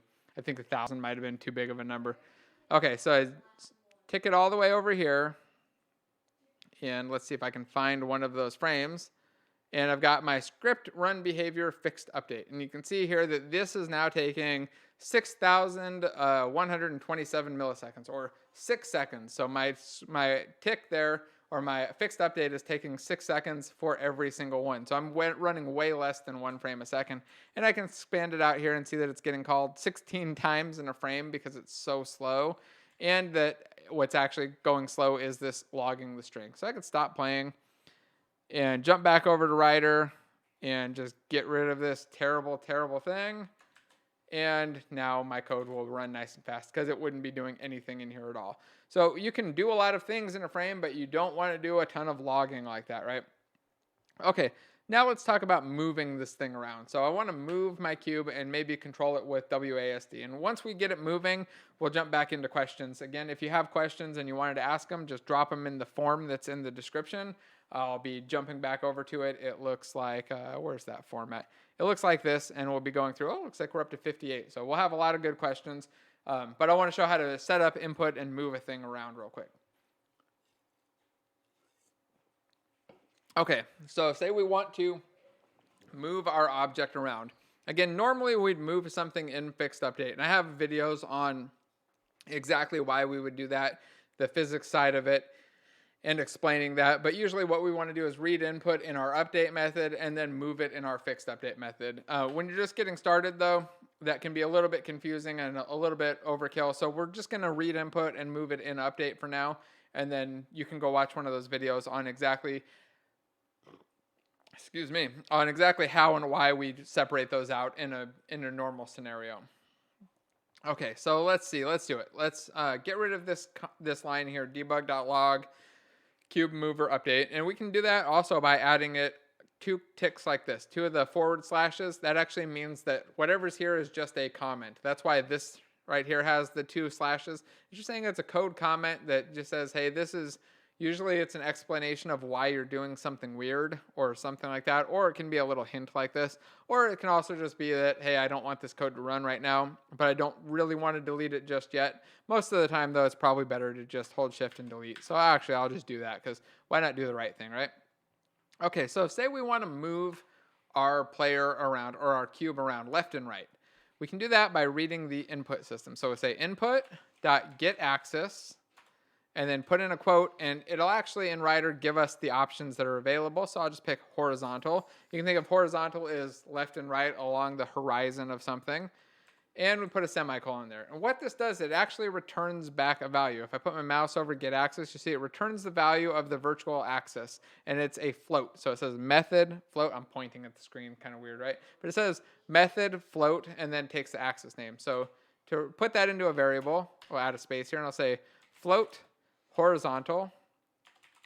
I like to name my float for the axis value after the axis that I'm reading.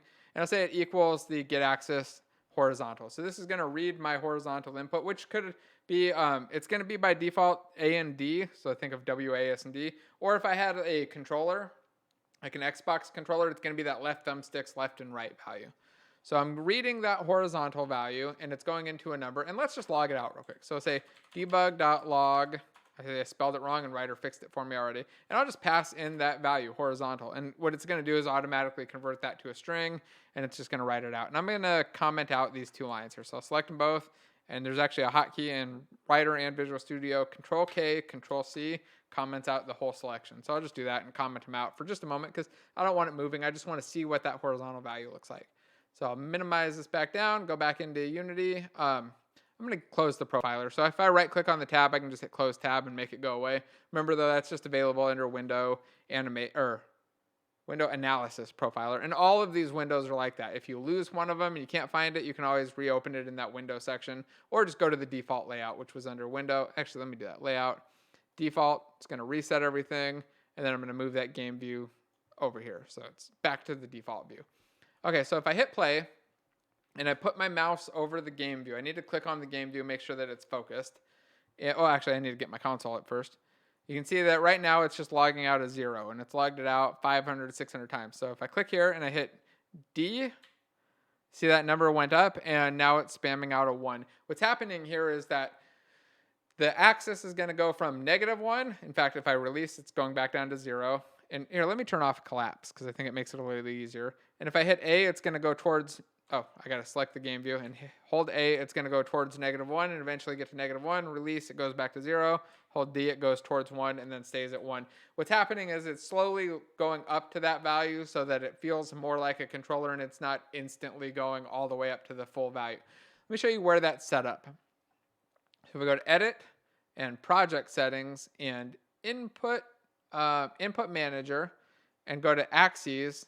What you'll see is that there are a whole bunch of pre-set up axes for it. You can actually create your own. You can just type in like 20 and you'll get 2 more copies of cancel down there. You can go in and modify them. To modify them though, you just expand them out and you can see a couple things here. First is the name. That's what we're using in the code, just reading horizontal. And then it's got the positive and negative button, which is actually left and right. So that's the arrows on your keyboard. It also has the alternate buttons, A and D, which is what I was using. And then it's got a sensitivity, a snap option, and other stuff. There's also a way to, if I scroll down to this other horizontal, the reason there are 2 is because this one is set up, instead of the type being keys or mouse button, it's set up to use joystick axis.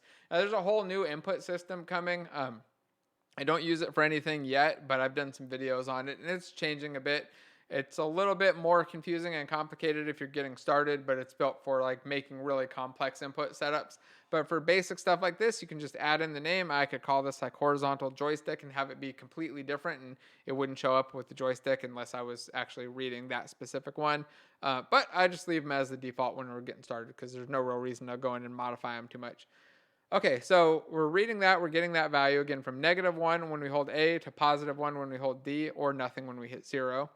And let's expand out my scene view. By the way, if you see everything disappeared, this little button right here, it's just a collapsing tree option. Okay, so we'll go back to, let's see, where did we want to go? To the cube mover. So I want to look at my script again. I could jump back over to Rider, finding it down here, or I can just double click on the script right here, and it's going to pop right up. So say I want to move left or right.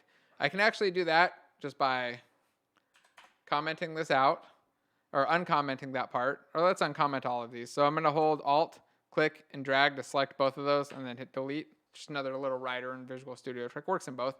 And what I can do is multiply this by horizontal. So what's going to happen now is if I have 0, if I'm not touching the keyboard at all, our movement amount is going to get multiplied by 0, and it's not going to move at all. If I'm holding right, it's going to get modified or multiplied by 1, so it's just going to be what it normally was. And if I hold left, it's going to move, it's going to make it all negative, so it's going to move the opposite direction. One thing I want to do, though, is I'm going to get rid of this Y value, and I'm going to get rid of the Z value, because I just want it to move along that X-axis. So I set them both to 0. Another little trick that I could use, by the way, instead of using new vector 3, 1, 0, 0, I can also do this little pre-built shortcut vector 3, vector 3.right, which is, if I put the mouse over it, I think it's going to show us. Oh, it's not going to show us. But what it is it's a 1 for the X, a 0 for the Y, and a 0 for the Z. And look at this. Rider's even telling us, hey, the order of multiplication operations is inefficient. If I hit Alt-Enter, I can hit Enter, and it's going to do this reorder. And look at that. Now it's sped things up. It's just done a little bit of extra work here to make it simpler. And what it's really saying is that we're multiplying a vector 3 by time.delta time and by horizontal. So we're multiplying a vector by 2 numbers, and it's a little bit faster and a little bit more efficient to multiply those 2 numbers first together and then multiply the vector once, because multiplying a vector is a little bit slower than multiplying a float. So that just, again, Rider just makes it easier for us. So now if I save this off and go back into Unity and press play, select my game view, and I hit A, we should end up going left. And I hit D, and we go right. And if I uncheck this is kinematic option, oh, look, we fall, and we can move left and right. There we go. Some just real simple code. Hopefully that helps for anybody who's not used to code and doesn't understand. If you have questions about the code side of stuff, feel free to ask. And if you want to get into more complex stuff, I got a ton of videos that kind of go into more complex code and how to turn things into games and go through that whole process. But I want to get back to questions and make sure that we can answer as many of those as possible. So let's go back to the question form. Oh, we're up to 61. So let's see. We answered this, I hope, on the efficiency side. And we'll go to the next one. Okay, I'm currently trying to build an inventory, but I can't really wrap my head around it and how to approach the problem. Can you give a quick rundown of what components you would use and how you would use scriptable objects? Loving these streams. Okay, it depends a little bit on what your inventory is of. I may or may not use scriptable objects. I might just use prefabs if they're all items that are rendered in game that have a game object in game. I might just use a prefab with the prefab variant system and have like a base item and then have variants of it on top of that. Now, for keeping track of the inventory, there are a couple options. You can have just a list of all of your items that then renders into a UI element, or you could have like a dictionary of them that stores them all. It's a little bit complex though to talk about in just a quick stream and a quick answer. But I think there are a couple of videos out there right now. It's one of the things I talk about in one of my courses too, on how to build more complex inventory systems, because a lot of it just depends on the type of game that you want to build, and the type of inventory that you're trying to build. If you have specific questions about it though, feel free to just send me an email and I can take a look and see if I can help you out a little bit there. Should we support split screen game mode for multiplayer, such as Minecraft did in the past on Xbox? I think it totally depends on your game. I would say that local multiplayer games are fun, but it just depends on if you want to make a that kind of game or not. I wouldn't say do split screen and online, because it's just going to get more complicated. And people generally, when they're playing an online game, want the whole screen and they want to play on their own system. So I'd say go with either split screen or online mode if you're doing a multiplayer. But I wouldn't necessarily go with both unless it really makes sense for your game type. I'm far more intrigued by the game designer role than the programming aspect, on a deeper level at least. What would you suggest doing and or are the most important steps to start off as a game designer? An easy way in is to go in through the testing department, go in through the QA department, because those people tend to eventually move up into game design jobs. I've seen dozens of almost every game designer I know started off as a tester / QA person. I even started off doing QA stuff, QA code development.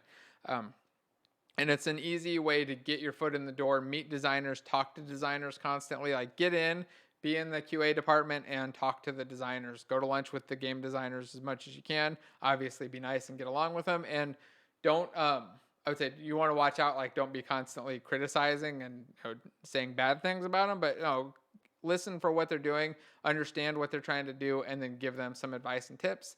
And the better you are at that, the quicker you'll get moved up to a game design position. I haven't met many people who just kind of went out and got a game design job with no previous game development experience or no like QA experience. I think it's possible, but it's a lot easier if you go in through the QA department. And it kind of sucks because you're going to go in with a relatively low paying position, but it's definitely a good way to get into game design in general and learn a lot from other game designers and see what they're doing, see what kind of problems they run into and mistakes that they make, and you'll learn from them and you get better at it.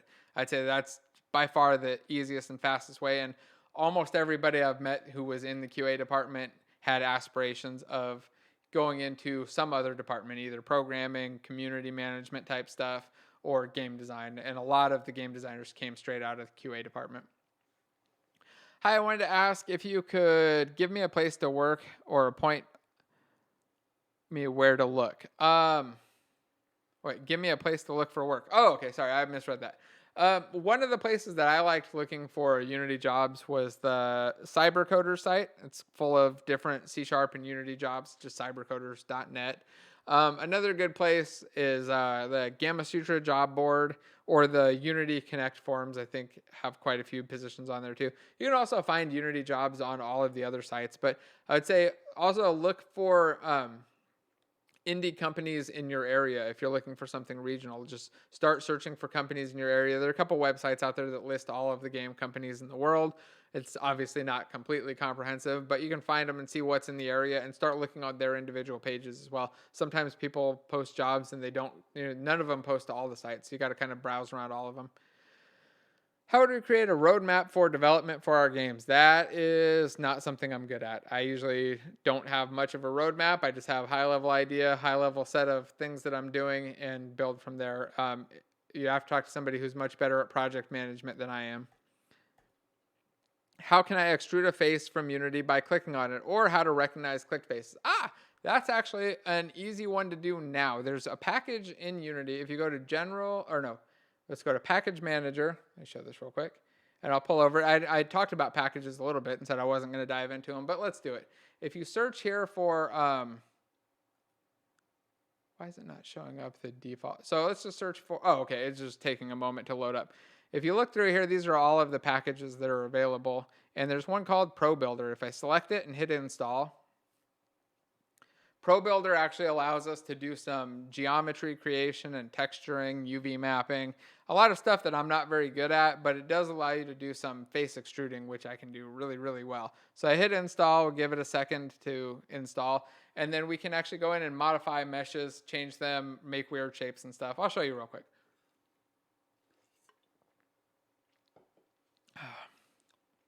By the way, don't forget to hit the like button while I'm taking drinks. And again, if you have questions, there's a form in the description. Just go click on it, put your question in there, and then we'll go through as quick as possible and try to read them all off and answer them. So let's see. It's loading up. Come on, ProBuilder. It's importing. Now let me go on to the next question real quick while that imports, and we'll go back to it. Is it a bad thing to use store-bought assets or free ones when you're just starting? Definitely not. You should definitely use store-bought assets, especially art and the free stuff. Because I actually have attempted to buy custom-made assets and just don't have a budget. Yeah, it's expensive and you're not going to know exactly what you want. You're not going to be able to communicate that to the artist very well, and it's a lot harder to do. So I'd say don't worry about the asset flip stuff unless you're just like buying a package and trying to resell that pack as a game where it's like a pre-built like tutorial game or something. That's really what gets kind of termed as an asset flip. It's totally fine to use assets that are available, free assets and other stuff. In fact, if you go play a lot of games, you'll see all kinds of games out there that you'll start to recognize assets from the asset store when you're playing them. I've seen that many, many times, and I've used assets from the asset store plenty of times. Totally fine. Okay, so ProBuilder has finished importing. Let's close this. And then if I go to Window, and let's see, where is it at now? Somewhere in here, there's a ProBuilder window. Oh, maybe I need to hit play and let it compile.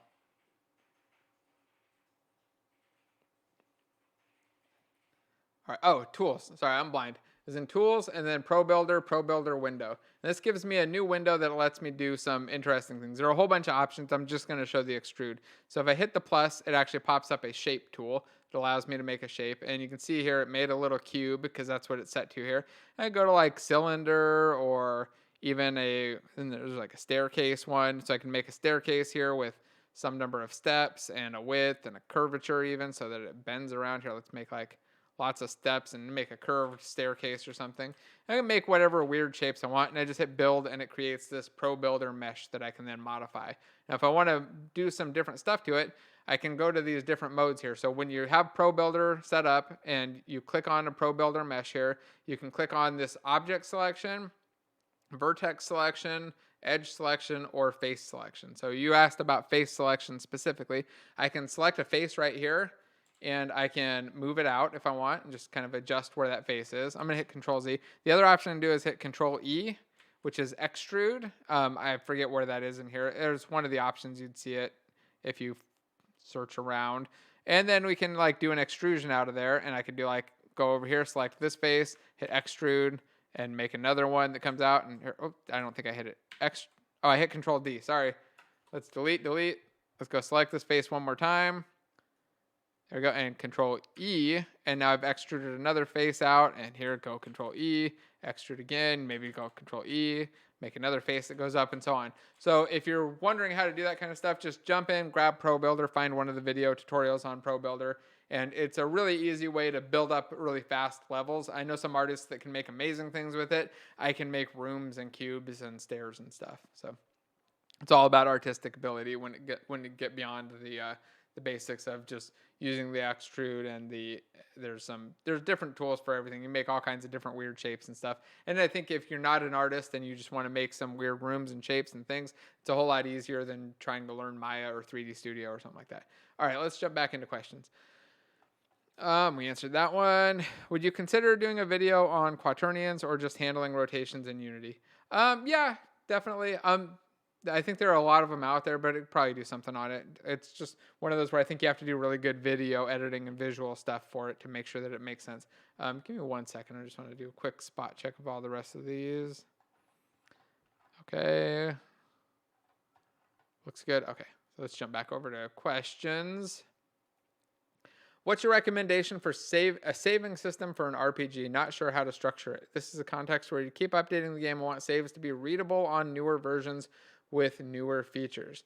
Okay, so it depends on how you can save the data out a bunch of different ways. There's player prefs is obviously the easiest one, and if you're not sure what that is, there's essentially this player prefs method where you can say, let's go into code real quick, and it's just where's my falling box and my cube mover. So you can do something like player prefs dot get float or get string, and it's like get the string called name, and then this would give me like as you string name equals that. I'm going to do like int level equals player prefs dot get int and get the level. And what this is going to do is like save that data off locally on your system. This is a little bit I'd say lower than what you're asking here. We'll talk about that in just a moment. But just as a base level, you can write data by doing set int or set, and then you can read it with get. So I could do like set int and set them to like level 1, and then maybe every update or every time they do something, we increment their level and we could set it. And then when they reload, oh, well, we can't set that to a value. So like the set could be setting it here, and then we could do, let's actually do it real quick. So let's say player prefs dot, I'm going to just write this out, copy it. We'll say player prefs dot get int level. I'm going to put that into a variable. So we'll say int level equals that. And actually, let's make a variable that's saved throughout our entire game or our entire lifetime of this cube mover. So to do that, I can hit Alt Enter, and oh, it's not gonna, here. We'll split it into another thing. What I do is cut this and move it outside of that start method. So now I have int level, and it added the private keyword automatically. It just means that it can't be read outside of this class here, this cube mover. So I have this integer named level, and in start, we're gonna set it to whatever the value is that's stored there, the level. And then in update, we'll say that we'll write the level out to that player prefs, and right before that, we'll say level plus plus, which just means increment it by 1. So every frame we'll update it by 1, and then when we after we do that, we'll save that value off. And then last thing I want to do is say in our debug log, let's get rid of cube mover and say level equals, and then I use the braces and use our variable there. And I need to add that $sign to the beginning. So now we'll write out our level when we start off, and then every frame will increment our level, and then when we start again, we should see that our level has gone up to whatever that value is. So let's just try it. Let me close these out. But when it comes to RPG stuff, what you'd want to do is a couple of things. So while I'm running this and I'll talk a little bit about it.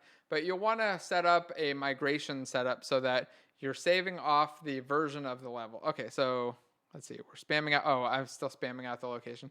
But you can imagine our level is going up. And now you might wonder like, hey, where can we see that level? There's actually an option here. If we select this little drop down and hit debug, it's going to change all of our view, which is kind of confusing and off-putting when you're getting started. But it's also going to show me that private variable, that level. And I can see it went up to like whatever, 1500. And I can hit it again and go back to normal. So if your view ever looks weird there and you're not sure what's going on, just look for this little 3-dot thing up here, click on it, and then switch back to normal. So let's stop playing. I'm going to go back into the code. I'm just going to double click, and I'm going to delete this spammy log, because I don't want to log my horizontal stuff anymore. And I'll go back in, I'm going to hit play and watch what the level is when we start. It should be whatever it was when we last saw our update, or it's going to be a little bit higher because I turned it off. So our level is 1975. It's been going up and up and up. And if I hit play again, our level is going to be whatever, 2289. So anyway, that's just how you can write and read stuff really easily for anybody getting started. You can also serialize it out to a file locally if you want. This works kind of on every platform automatically. It'll save to the registry or to the file system based on the mobile device or whatever system you're on. It'll kind of handle that a little bit kind of magically. But when you're doing an RPG setup where you're going to be changing the data constantly, you'll want to write a little migration setup. So you'll want to, when you save off their data, save off the version of the character or the version of the save game. And then you'll have to write a method that does a migration to change the data if you're changing the data between versions. If you're just adding data, it's usually really simple because we can read in data, and if it's not there, it's not there. It's fine. We just use whatever the default is. Or if we use the JSON serialization stuff, it'll just put all of the values to default. If you're interested in that, just go look at JSON utility. It's JSON utility, and you can see exactly how you can save off all of the data for an object into a file. Or really, it saves it off into a string, and then you can write that out to player prefs or whatever. Oh, I'm starting to lose my voice. All right, let's go through these questions before I totally lose my voice. All right, I'm an Android developer trying to make my first game in Unity. I've made some tutorials so far, including the Flappy Bird tutorial from your channel. Thanks. But I have no art and animation skills. What kind of game would you recommend for me to make with only programming skills? I say whatever you want, as long as art isn't the key focus. Some games, art is like the entirety of the focus of the game. If that's not the key thing there and you're working on something that's more gameplay related, you should be fine. Just grab art online. Android stuff, it's most of the time it's going to be relatively simple art. It's not going to be super high poly models that are super crazy for most of those games. Let's just say whatever you think is fun and interesting and unique. It depends on if you're just trying to learn. If you're trying to learn, then pick something you think would be interesting to learn how to do. If you're trying to make money, then you got to find something that is unique enough that people will want to play it and buy it. That's a lot harder to guess and figure out what those are going to be, though. All right. Is it bad relying on tutorials too much? I can implement some things in my project, but sometimes I just have to look for a tutorial. We all do. Everybody searches for code and answers to how to do things when they're working on a new problem. You're never going to know everything and how to do everything out of the box. Even most senior developers are constantly looking at Google, looking at not just tutorials, but documentation, examples, and other stuff to figure out how to do stuff. Nobody knows it all. And it reminds me of this, some funny Reddit post that I saw. I can't remember what it said exactly, but it was like my girlfriend just started the CS class, and she sent me a message saying that she finished her project, but she cheated because she used Google and Stack Overflow. And it's like, when should I tell her the truth, right? Because everybody's doing it all the time. The resources exist for a reason because everybody likes them and uses them, and they really help. So don't expect to know everything. Game engines are super complicated. There's a lot going on, so just don't worry about that at all. I'd say just start building things and try to figure out things on your own. To just try to figure out how to make a game, and when you get stuck, look for the answers. Okay, do you have a Discord server available for the community to potentially get together and build projects? Yes, there is a Discord server. If you sign up for my email list, you get a link to it, I think somewhat automatically. I can put it into the description, though, when I'm done. Actually, let me see if maybe I can just do that now. Where's that at? Discord. I've got a lot of Discord stuff in here, including my failure to fix one of my unit tests that just popped up. Let's see, if we go in here and do an invite, and let's see, send a server. Okay, sorry, just pulling it up. Okay, I want to change it so that it's not one that expires after 1 day.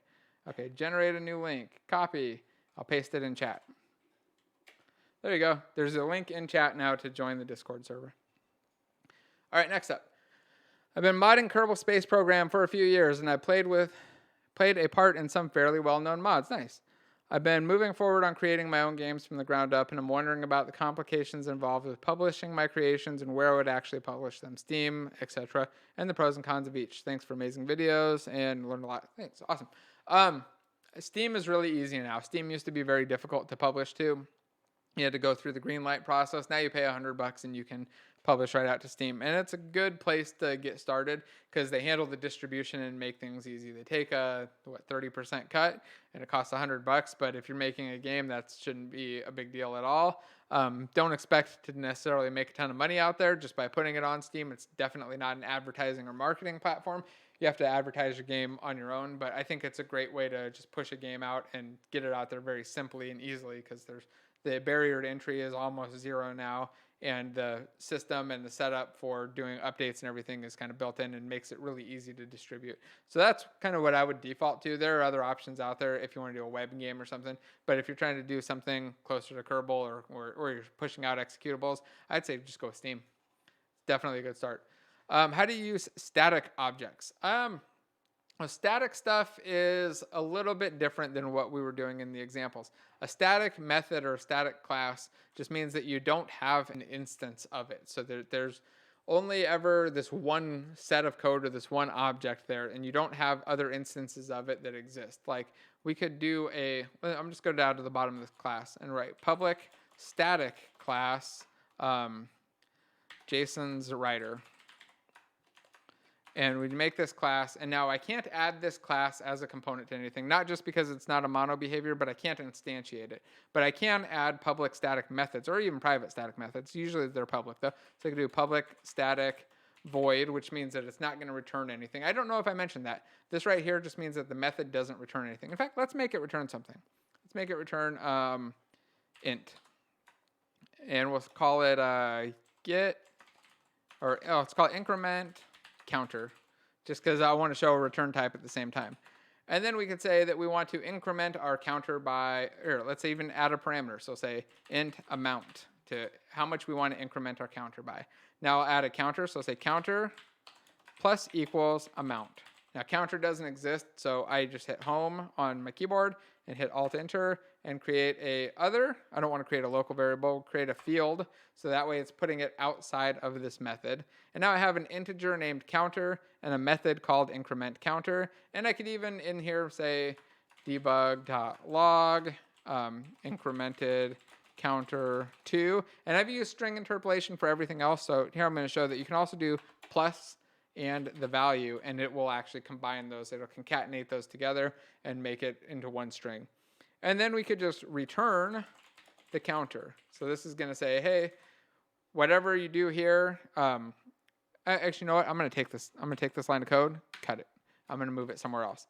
So we're going to increment the counter by the amount and then return back that value because int is our return type. So now in our update here, let's just go to the bottom, and we can say Jason's writer. I don't know why I called it writer. It's not a writer. It's a counter thingy. Dot increment counter by 2. And now this, if I go put my mouse here, you see that it returns an int. It says method int. So we could say int current counter value equals that. And then I can say debug.log, and I'm going to copy this and paste it right here. So we say we incremented the counter to whatever. So now I have this static class that doesn't have an instance, but it can be called from just about anything. And it'll usually what the case for these is some sort of either some really generic state management thing here where we've got one thing and we just want to keep track of it, or where it's doing something weird. Like we could have a multiply amount where we take two things and we multiply them and return back the product of them. I think that's not super useful. It's usually more complicated stuff like figure out if this thing can be used or if this item can be worn by this player, and you give it the player and the item, and it'll return back a Boolean that's true or false, like can the wear the item. But here we just got a thing that like spams out. It would increment a counter by 2 and then say, hey, we've incremented the counter to whatever this value is because we're returning that value back. I hope that made sense. I'm going to just jump back into the questions, though. I don't think I need to run it. Hopefully everybody understands what that means. If not, I think I have some videos on static stuff too. What's the best practice to do pathfinding? Using Unity's built-in or making your own? I'd say you could use the Unity built-in stuff now. It used to be, back in the day, relatively slow, and there were some other options that were faster. Now the built-in stuff is pretty versatile, pretty strong, and relatively fast. So you can definitely use it yourself. You can even use the nav mesh agents. When you build stuff up too much, you get thousands of nav mesh agents or something, and it becomes a blip on your profiler, then you want to maybe move the objects along on your own, but still use their built-in pathfinding to generate the path, and it works really well. And it's got a lot of new functionality and features. You can look at, they have a GitHub page that has the new system and stuff. So it's definitely worth it. Okay, it's about multiplayer. Not sure if it's allowed right now. It's okay. I'll check it out. What do you think about TCP punch hole technique? How good is it for multiplayer, and what kind of service would you recommend? I honestly couldn't give you a good answer there. It's been a long time since I had to do any TCP stuff on mobile where I had to worry about that. So I'm not sure what a good answer is for that. There's a stream I did on multiplayer stuff with my buddy Kyle. He talked a little bit about that, but I don't know if he even had a good idea for that because we just don't do that much mobile stuff anymore. Sorry. What are some of your games you made using Unity? The one I'm working on right now is here. I'll pull it up. Pantheon, which is a really fun one. It's a MMORPG, just like a World of Warcraft EverQuest style. My buddy Brad started it off. He was the guy who made, or one of the main guys who made EverQuest, and it's totally fun and easy to build in Unity. Way easier than it was trying to build stuff with custom engines for sure. Other than that, lots of little mobile games. Like I mentioned before, a bunch of VR games. I think some of those are on my website too. Let's see. What are your thoughts on VR development and just VR platform in general? I was really, really big and heavy into VR for quite a while. Since I moved, I haven't really pulled out my VR headsets. So it's just one of those things where I get into it a lot and then I kind of fall off and then I get back into it and then fall off. So I think it's really neat. It's fun and it's interesting to build stuff. But I also just get lazy about standing up and putting on headsets. So it's definitely fun. It's cool. It's worth looking into if you're interested in VR, and it's really easy to make stuff in VR that seems really cool and it's fun to play with. Do you recommend any message format for client/server communications, i.e., encoding, decoding JSON, or allocating buffer space for different parts of the message? I would say generally don't want to JSON encode it. You want to use binary encoding. You want to pack the message down as small as possible. There's usually a message header with like a message ID that says what type of message it is, and then the data that's inside that message. And you want to pack that down into as small as possible size so that you can minimize your bandwidth and minimize the serialization and deserialization. A lot of the time what set up is a way to swap out the serializer so you can do JSON serialization for debugging stuff if you need to, and then switch back to binary for that. I'd check out the stream that we did a couple days ago though on networking stuff. We talked a lot about that. Will ray tracing save time, devs time and effort? No, it will take more time and take more effort. What role would somebody play in game development company who has project management, development, design, and art/experience talent? That sounds like producer.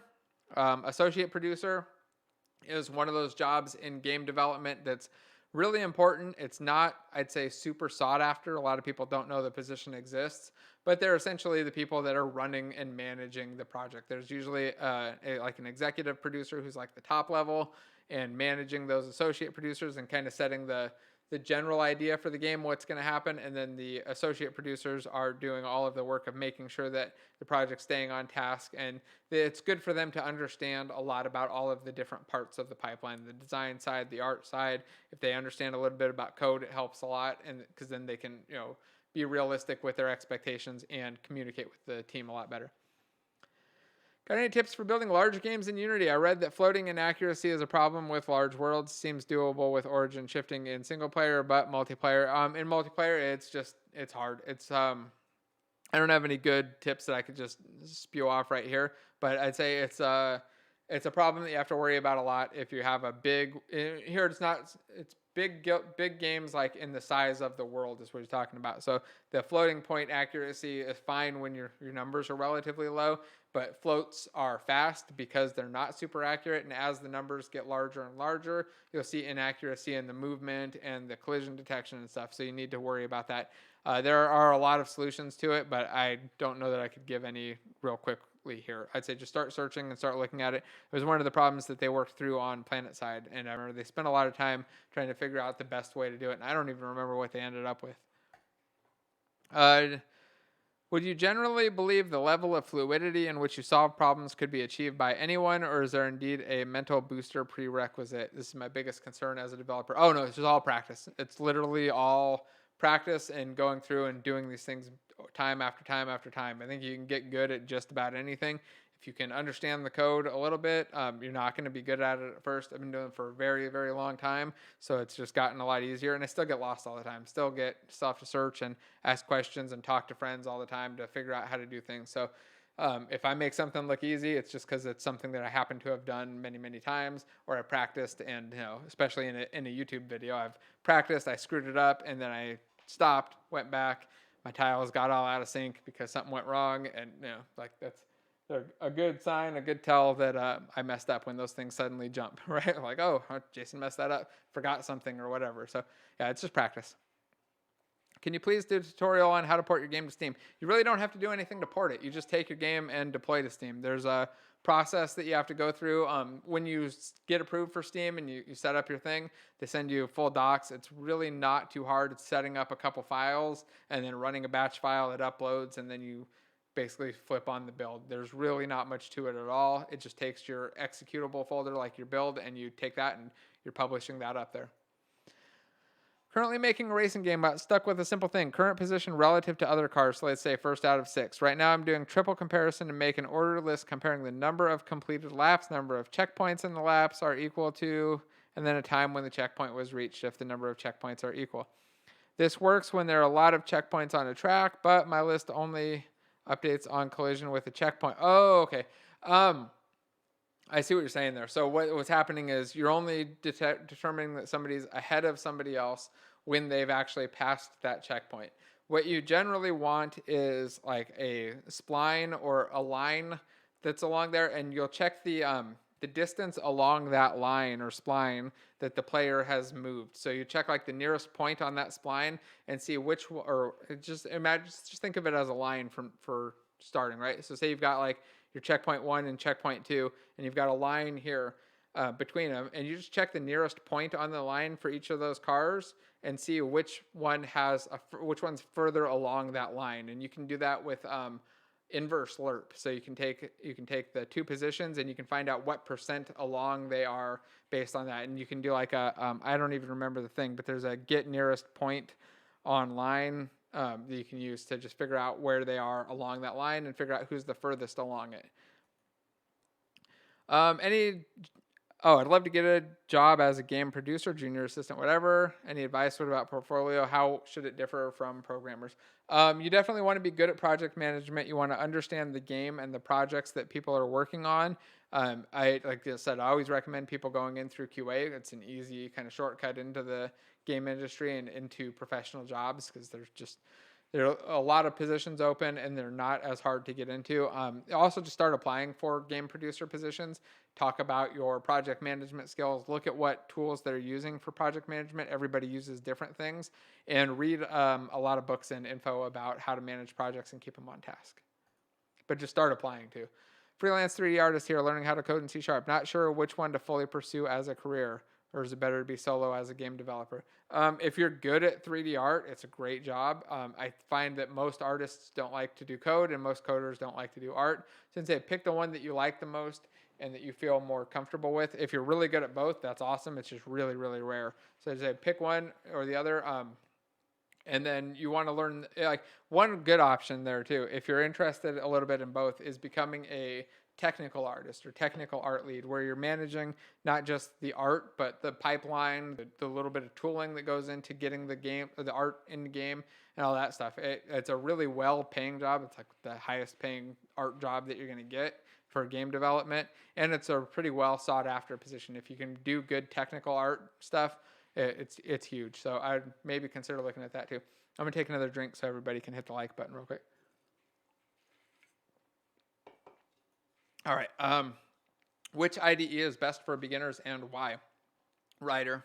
I like Rider just because it tells you when you mess up and it tells you how to fix it, and it gives you tips on like you're doing this wrong, you should do it somewhere else. It has really, really good Unity integration. I think like if you're doing something else that's not Unity specific, I don't know, it could be any one of them. But when you're doing Unity specific stuff, Rider's just really good at telling you what to do, why to do it. Like I've learned a lot of things just from Rider, just telling me, hey, you shouldn't do this, or you can use this new feature, try it out. And I hit the button, it does it. And it'll even take you to an article to explain why it recommends things.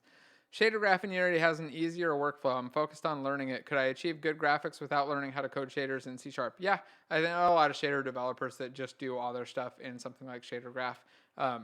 So I think you could. Yeah, I'm terrible at shader development myself though. About optimization, Ian Dundor in Unite Talks keeps talking about telling not to use animators for canvases. How do you handle animation for UI? I still do use a little bit of animation in UI sometimes, just depending on the specific scenario. A lot of the time we'll do some tweening though, and use either a tweening library or build our own stuff so that it does the movement in code and not through the animation system. But sometimes we'll still use animations for things that are just easier to animate there when it doesn't make a difference for performance. I think it depends a lot on the performance characteristics of your game. Sometimes it's a huge thing and like animating in the UI is a big issue. Other times it's like a tiny blip on stuff and it's not the thing to worry about. I actually have a video on tweening and all that stuff, which talks a little bit about moving UI stuff that might come out today or tomorrow, something like that. Remote VR application coder looking to transition to gameplay coding. Okay. I used to code small clone games in the mid-90s in C, C++. Done a lot of non-code things since then, but over the last 5 years, I've been coding again. Most of my recent code is for Unity VR applications, which is also a really good thing to get into. There's a lot of application development that you can do in Unity, especially with VR, that pays really well, and there's a lot of demand and not a lot of supply. Not a lot of people thinking about those positions or trying to apply to them. There are not a lot of connections near me, and most of the code work comes from people I've worked with in the past. That's pretty normal. Is there a good way to transition to more game-focused remote work? I don't know like the best way to do that for remote stuff. I would just start applying and start looking at stuff. Look for contracts, look for meetups and groups, especially if you have meetups in the area where you can go. There a lot of places have Unity meetups every month that you can just go attend and meet developers, and there are always people hiring at those. I'd try looking at those. It doesn't help so much with the remote stuff. If you're really remote, then you just got to, say, start applying, start talking to people online. There's a meetup that we have every week. It probably won't be this week because I think it's on Christmas, but every Wednesday, if you search for Unity Architecture Meetup, we meet and talk about stuff like that, talk about just general, more advanced game development stuff and job stuff and all that. Just a relatively free form, just chat and meet up where we talk about things like that. But I'd start just applying for stuff and start looking at it. There are lots of things out there. You just got to, I'd say, dig in and search. And the experience for doing VR stuff is pretty easy to translate over. Is it worth it to pay for Unity? I'd say if you're making money off of it, yes. If you're not, then there's not really a benefit. There's a legal requirement if you're making, I think it's like $100,000 to be using the Plus or Pro version. I just use the Pro version because I've been using it forever. So if there's not a huge, it's not going to make a difference if you're starting out, though. I would say you don't need to, you can use the free version when you're starting out, and until you start using it professionally and making money off of it, you don't need to worry about it. Is it better to start with a 2D game versus a 3D game? A lot of the time, yeah. I'd say 2D games just tend to be a little bit easier to build and to scope. With 3D games, it's very easy to overwhelm yourself and build things that are more complex, but it's not any harder technically. Like there's not anything special about 3D games that makes them harder. It's just the scope of the game to make something interesting in 3D tends to be a lot bigger. Okay, I understand how objects work, but I still don't get how game object and vectors work. Not what they do, but how to get a reference from them. Like in vector 3 variable equals new vector 3. I don't understand new, same as for game objects. Okay, let's talk about that real quick. Let me jump back over to Rider. So when we use the new keyword, I'm going to get rid of this JSON Rider. Actually, I'm going to leave it here and just collapse it because I think that's an interesting thing we can show. So say I've got a new class, like I have a public class and it's a JSON's thing. And it has a public integer int called number. I don't know. I'm getting pretty bad at this, right? And I want to make a new JSON's thing that has a number on it. I can do that just in my code in any one of these methods by saying JSON's thing, which is the type, and then I give it a variable name. It's usually the name matches, but I could just name it blob, right? But no, most of the time I'll name it the same thing but lowercase, so to say JSON's thing. In fact, Rider just kind of automatically recommends that. And it's really just a naming convention thing. There's nothing that forces you to name these things this way. It's just the standard for C#. So say JSON's thing equals new JSON's thing. And what this is saying is create a new one of these and put it into this variable. I could copy this and paste it, and I could say JSON's other thing. So now I have two instances of this Jason's thing, and they both have their own different name. And then I could reference these things. They have a number on them, which really should be a capital N. So let's make it capital. I could say like Jason's thing dot number equals 1. So now I'm setting the value of the number on this object that I've created here. I say Jason's other thing dot number equals 2, or whatever number I want.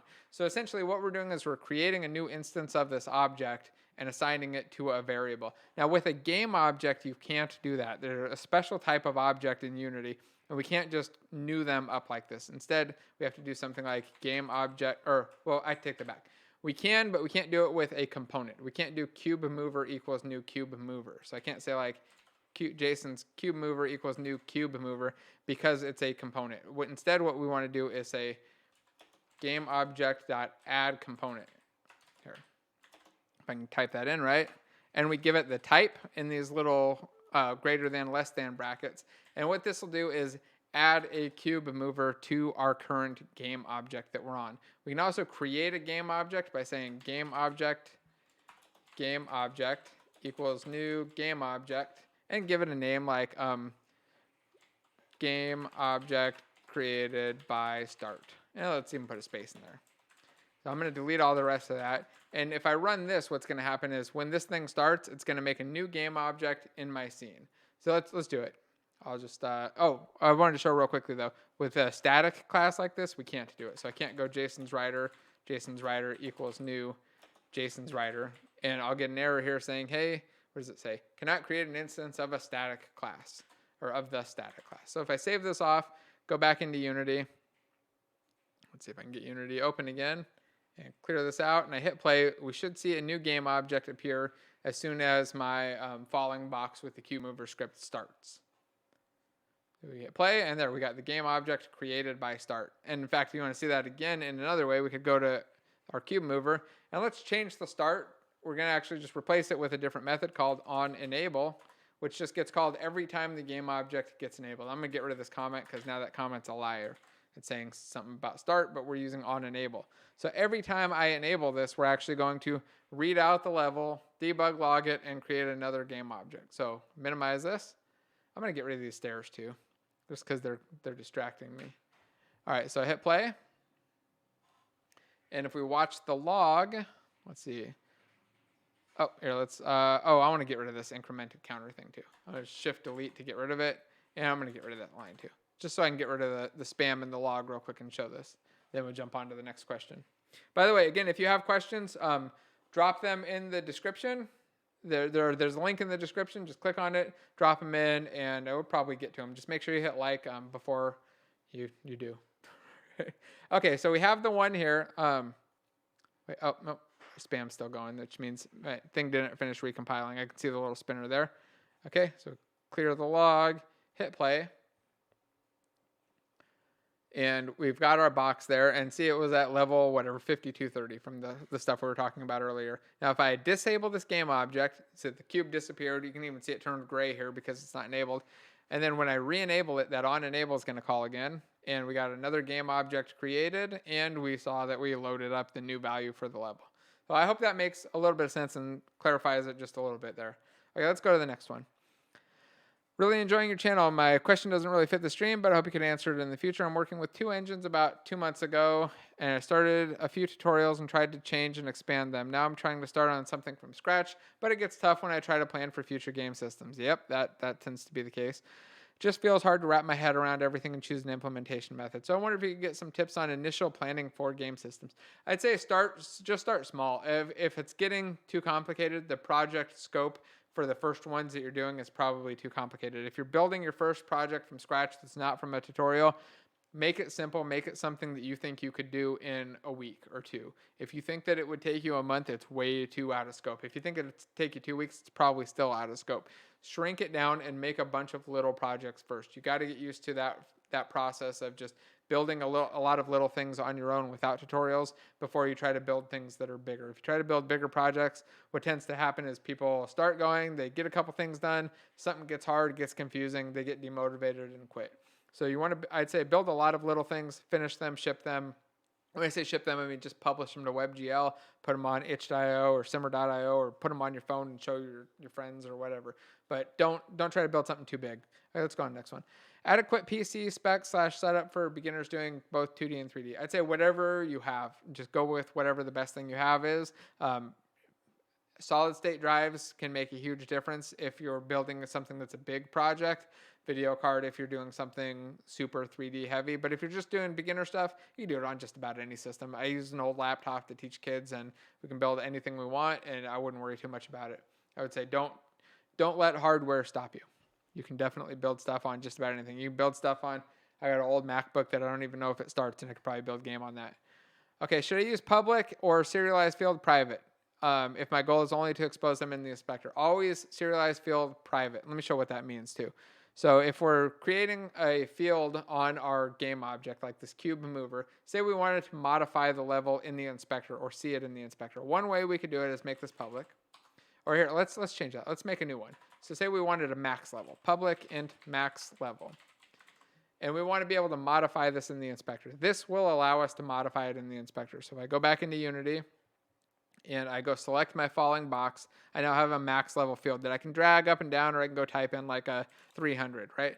But if you only want the thing to be modified in the inspector, or really if you ever want it to be modified in the inspector, the best way and the cleanest way to do it, again, this doesn't matter too much if you're just starting out, but when you get to things, when your project's a little confusing or harder, you want this to be private, and you want to add this serialized field attribute. I always do this for everything that goes in the inspector. The reason for that is that I don't want other classes and other code changing this value, because it's really easy for me to mess up and misuse this max level and have something else that's changing it. So if I do it like this, save, I can still modify it, but my other code and other classes can't access it and can't change the value of it. The code inside the cube mover can, but nothing else can. And I did a tutorial and a blog post and a video about this with an example of a car and how you can break your prefabs and break your data by making things public accidentally and misusing them. The main reason for it is, again, just to avoid accidental misuse, which happens as your project gets bigger and more people get on it.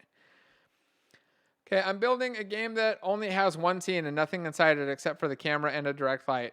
It spawns instances of prefab in time, gradually using addressables. Nice. Is it overkill to use addressables in my situation? My prefabs do not have any high-res textures or audio. No, it's not necessarily. I mean, the benefit of addressables is that you can then unload them and remove them from memory, or you can load them asynchronously from another source. So if you're never unloading them and you're not streaming them down from something else, it may be overkill, but it's also an interesting and useful skill to have, knowing how to use the addressable system. So if you're not doing any of that though, and it's really simple, then it may be overkill. It doesn't sound like that's the case. So it sounds like you probably want to be unloading prefabs and removing them from memory as you're going along. How does a beginner move to intermediate level of making video games? What's the best way to start? Practice. Just making games. Keep going at it and keep practicing and building different stuff. There's no like quick shortcut. There are courses you can take and stuff, but you definitely have to be working on it and going through that process. I got some courses on it, but I'd say like practice and time are the biggest things that will help you there. Okay, hi Jason, what's the best way to go about creating a UI menu system that works with a controller or keyboard keys as well as a mouse? And what's a good way to make highlighted option in a menu? Do you do something simple like change size and color? There's actually in the default system, there's a highlighted option or a focused option, and you can make it change the color and the size and stuff right in there on those buttons. And the navigation system is in the UI is built for that. Maybe I'll do a video on that. I actually was planning on doing a UI video soon, so I might just do a full video that kind of explains this and some of the other UI stuff, like using a separate scene for your UI, which is a little bit more advanced of a topic, but certainly works. But just look at the buttons in the Unity UI, and you'll see there's some highlighted and focused options in there where you can do it different ways, either colors or scales or animation, or even changing the texture. Now, the question, you're awesome, thank you. I have a problem randomizing my money in my game, it won't spawn. I'm not sure how to answer that. Need more info, sorry. I thought your thoughts on building apps, asset store, packages, tools for Unity instead of games for beginners to gain general programming skills. Apps, sure. Asset store packages and tools, no, because you really need to know what problems you have to solve or that people need solved and have a good way to solve those for the asset store packs and tools. Apps, though, are an easy thing to build and they tend to pay really well, so you can get a job doing any kind of 3D visualization app that is for non-game stuff, and it's really easy to do impressive things in there with Unity because you have the particle system, the rendering system. You can do really cool stuff. So I would say apps are a good way. The other ones are probably not the best option. What's the right way to structure a game with story beats and scripted sequences, depending on player progression and choices, coding and scene management wise? That's a really tough one. I don't know if I have a good answer to that. It might just be because I'm running out of breath and brain power right now. Sorry. I tried to use Photon Pun too. By the way, if you want more about that, shoot me an email and remind me, and we can talk later, and I can send you some info or send you some advice there. I used Photon Pun 2 to make a simple game. I ran 2 standalone versions on my PC, and it does work, but when I try to send a copy to my friend, we couldn't connect to each other. Does Photon Pun 2 require IP setting, UDP, TCP? It's been a while since I used Pun. It's probably a firewall issue, though. You have to open up those firewall ports to be able to connect to the thing. So just look at how to open up a firewall port on your router, and then you should be good. I mean, usually the connections are going to be blocked by default coming in. So whoever's the host has to open up that port on the firewall. That'll probably solve the issue. Do you have any links available for your previously developed games? I don't have any right now, but I could probably put one in the description that links to a bunch of them. Since Unit's being deprecated, what replacement would you use, especially for LAN? Thank you. I'm not sure for LAN. We did a stream on this a couple days ago. I'd watch it. It was like 2 or 3 hours of just talking about kind of this and networking in general with my buddy Kyle, who's really good at the stuff. He was recommending Mirror, so I'd check that out and then just go watch that stream. It's hours of content on exactly this kind of thing. Why do static classes seem to be more popular than singletons? Is dependency injection not a pattern in game development? Static classes are kind of singletons. They're just another way to do singletons. A lot of singletons are just a object with a static reference or static field that references that game object. Dependency injection is very, very rare in game development, especially like dependency injection frameworks. If you do web stuff or enterprise stuff, you'll use a DI framework almost all the time out of the box from the start. When you're doing game stuff, I still use a lot of constructor injection, but it's manual. It's not using one of the frameworks. I find that the frameworks just kind of fight against the engine a little bit too much and make it more complicated and harder for a lot of developers. The scene system and the prefab system somewhat addresses a lot of what dependency injection is trying to solve for me, at least. So I still use constructor injection, especially so I can do unit tests, but yeah, you're not going to see much in the line of dependency injection frameworks in game development. And I've tried multiple times and every time just kind of switched away. Please discuss techniques for Unity to use reusable assets to speed up game development. I almost never do. I'll reuse a couple little scripts every now and then, but unless you're building a lot of the same kind of game, you have to make things too generic to make them reusable. So I tried that for a while, tried having libraries of reusable stuff, found that I always had to change them and modify them, and just rewriting them made it faster anyway. It made me get better at it, and they usually weren't solving big problems, and I'd be pulling in a bunch of stuff I didn't need and then changing it, and then the versions are out of sync, so I just stopped doing it. What do you think about learning game dev with a JavaScript library? I don't know much about it. I would say do it in Unity and C# instead. Yeah, there's very little bit of game development that's done in JavaScript. I mean, I'm sure there's some out there. There's probably some people that really love doing game dev in JavaScript, but I wouldn't recommend it as the way to go. How to raycast to a face. Find the angle of the face and spawn some new snails on an angle. I need to spawn my snails at an angle on terrain and follow the terrain. I can do it on a flat surface, but my snail characters need to follow contours. So when you do the raycast there, and a raycast is like, for anybody who doesn't know, you're shooting an invisible line into the scene from your camera or from somewhere. In this case, it's probably from the bottom of the snail. What you want to do then is look at what's on the raycast hit that you get back. There's a normal, and that tells you the kind of the angle. You can use that normal to determine what angle to rotate the snail to. I could do a video on that or something if you're interested. Just send me an email. I can give you some examples of that. I'm trying to go fast because I'm just running out of breath here. I see a post about using an animator to control animations instead of using the tool from the asset store. Oh, and instead either use a tool from the asset store or make your own script controlling animations to avoid potential bugs. What's your thoughts on this? What games would you consider safe or unsafe to have extensive use of the animator? I say you can use it for just about anything. I wouldn't worry about it until you run into problems with it. Use it in most games, and sometimes we'll do some custom stuff on top of the animator system, but the animator system is used in just about all of them for something at least. So I wouldn't worry too much about it unless you have really specific problems that you're running into. So I'd say you're free to use it. Feel safe with it. It's not that bad. It's not. I mean, you might be looking at some really old articles too, or very specific issues that people ran into. Is there a good way to create reusable Unity packages? Yes, you can right click and you can actually export. Again, I don't really reuse things often, but you can right click, export. Where's that option at? Export package right here. You pick that and you can export out a Unity package from a folder that you have, and then you can just pull that in and import it into stuff. I use it mostly for art though, not for code. Do you teach C# in your Unity course? Yeah, that's one of the things in the one that's linked in the description. There's a lot of C# basics and fundamentals in the beginning, at least. Do you ever feel like you've become good at a certain skill that after a while you lost motivation to pursue it anymore? If so, how do you keep motivation? Yes, I just jump around to something else. Right? If I get demotivated in something, I'll try doing something else, learning something new, and switching courses a little bit. I even jumped out of game development a couple times for short little periods, and then just kind of realized that I like game development a lot more and went right back into it. So yeah, I'd say yes, just try other things and try new things to get your motivation back. I don't have any really good tips beyond that though. Where can I find data that's passed to a shader? I'm terrible at shader development, so I don't know if I could give you good answers for this. Sorry. Is there a correct way to credit? I'm losing my voice here. Is there a correct way to credit creators of the assets that you purchased from the asset store? I don't know. You could just put it in the credits page. It's not really required for stuff in the asset store. The licensing, at least from my understanding, the licensing just allows you to use it however you want in your games. But you can always just add them into the credits page or something. What do game employers look for in resumes or cover letters? This is a good one. I'm going to take another drink while everybody hits like. All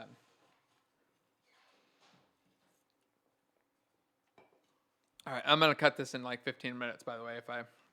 If I don't end before then, I can hear people coming in and out. Okay, so things that employers look for in resumes and cover letters. The first I talked about a little bit earlier, which is just having things be clean and accurate. Like, don't misspell things, don't have screwed up formatting, don't have your thing look weird when you open it in Word or a web browser or a PDF viewer. That's like an automatic way to just screw yourself out of getting even looked at, right? The number one thing that I look for, and a lot of people I know look for, is a portfolio link. So people want to see what have you built, what kind of stuff is out there, what can I look at, and what can I play ideally. So if you have little games that you've made that you can play, that you can share and people can look at and try out, that's a good way to go.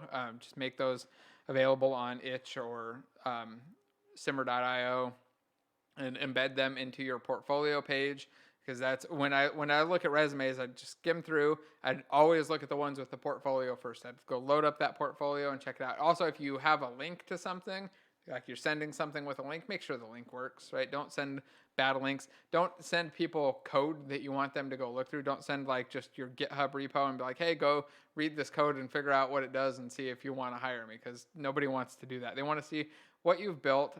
When they get further along, they might want to see some examples of your code, but nobody wants to really just sit there and read through your code when they're comparing dozens or hundreds of applicants. The other thing I'd say is customize the resume and the cover letter to the position. Talk about the position. Don't talk about what you want from the job. Talk about what you think you can contribute to the job. Nobody cares that you want to learn something or that you want to get better at something and that you want this job because you want to live in whatever city it is or whatever. Talk about the things that you can provide. I mean, really, you're trying to sell yourself to the company. You want to make sure that you're explaining how you're going to be helpful and how having you on their team is going to be beneficial.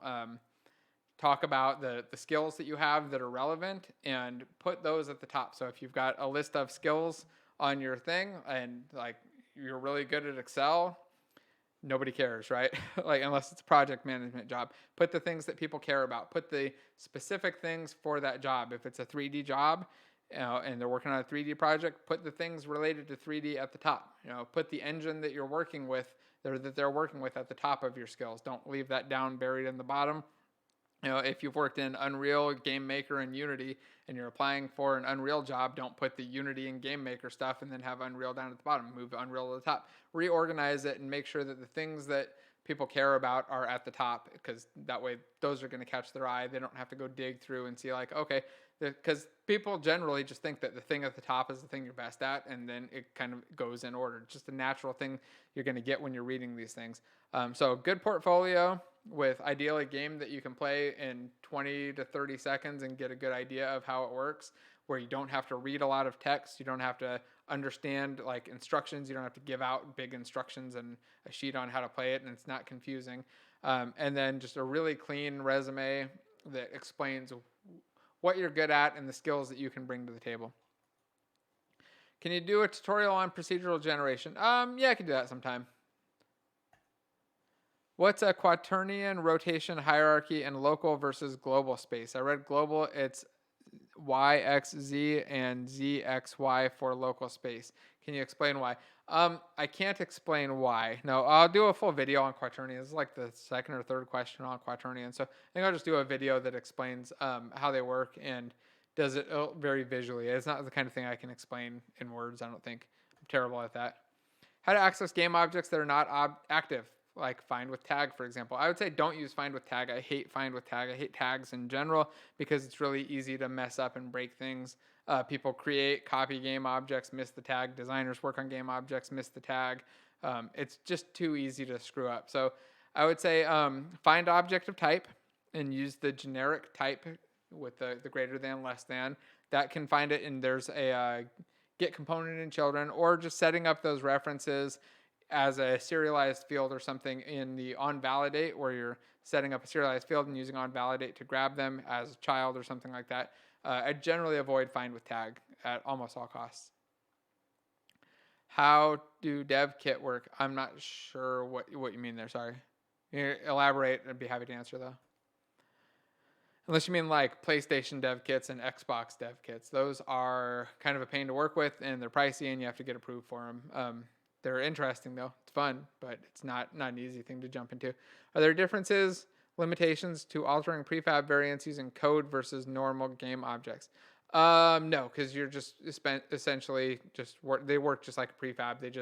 The parent prefab or the base prefab, if you make changes to that, it applies down to all of the other prefabs, which makes it really, really nice. It's a really awesome system. How to create a simple performant aura circle with particle systems, like a tube circle of glowing neon around a character's foot to indicate character selection. I don't want to be a 2D decal on the ground. Yeah, and just make a particle system that follows the transform position. I forget there's a simulation space, and change it to local instead of world, and then it'll just follow around the parent object that it's on. If you release a game on Steam and start making money off it, do you have to give Unity a cut? Nope, you just have to buy Pro if you start to make, I think it's over $100,000. MMO with 100 plus players. Think about adding a system similar to Reputation. Reputation system will keep the player updated with their reputation status in real time. Their status is affected by monster/player skills. Is it fine to store and update this in MySQL? How do you go about it? Yeah, I'd say you store that in whatever your data store is for the rest of your player data. It'd just be a field on the player. So it'd be the same as you're storing the level or something else. Just store it in MySQL. Or whatever database you're using, and just obviously you should only be writing that when the player's like logging out or on specific time intervals. You don't want to be saving it every time it changes. You don't want to hit the database constantly and have that be a bottleneck. I've been trying to make goal-oriented planning AI for my games a couple of times, and I always end up buried in convoluted mess of code that doesn't really work. How do I tackle complex stuff like that? Should I try figuring out someone else's code, or maybe wait until I have more experience? I would say look at a bunch of examples on how to do that. It's essentially you need an AI system that's controlling and setting goals for other AI systems.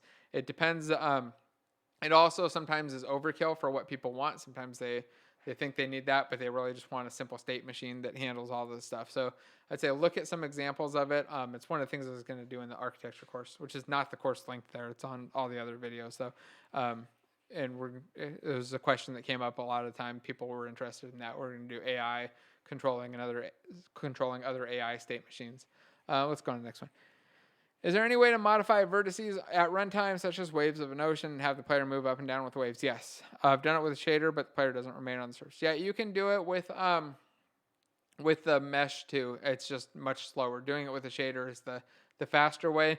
I'm not sure what the best way to move a player with it if you're doing it with the shader. It may just be easier to do smaller or bigger, lower precision changes at the mesh level too, better than moving the player. But I'm not sure of a good trick to do that. It just isn't a problem I've had to solve yet.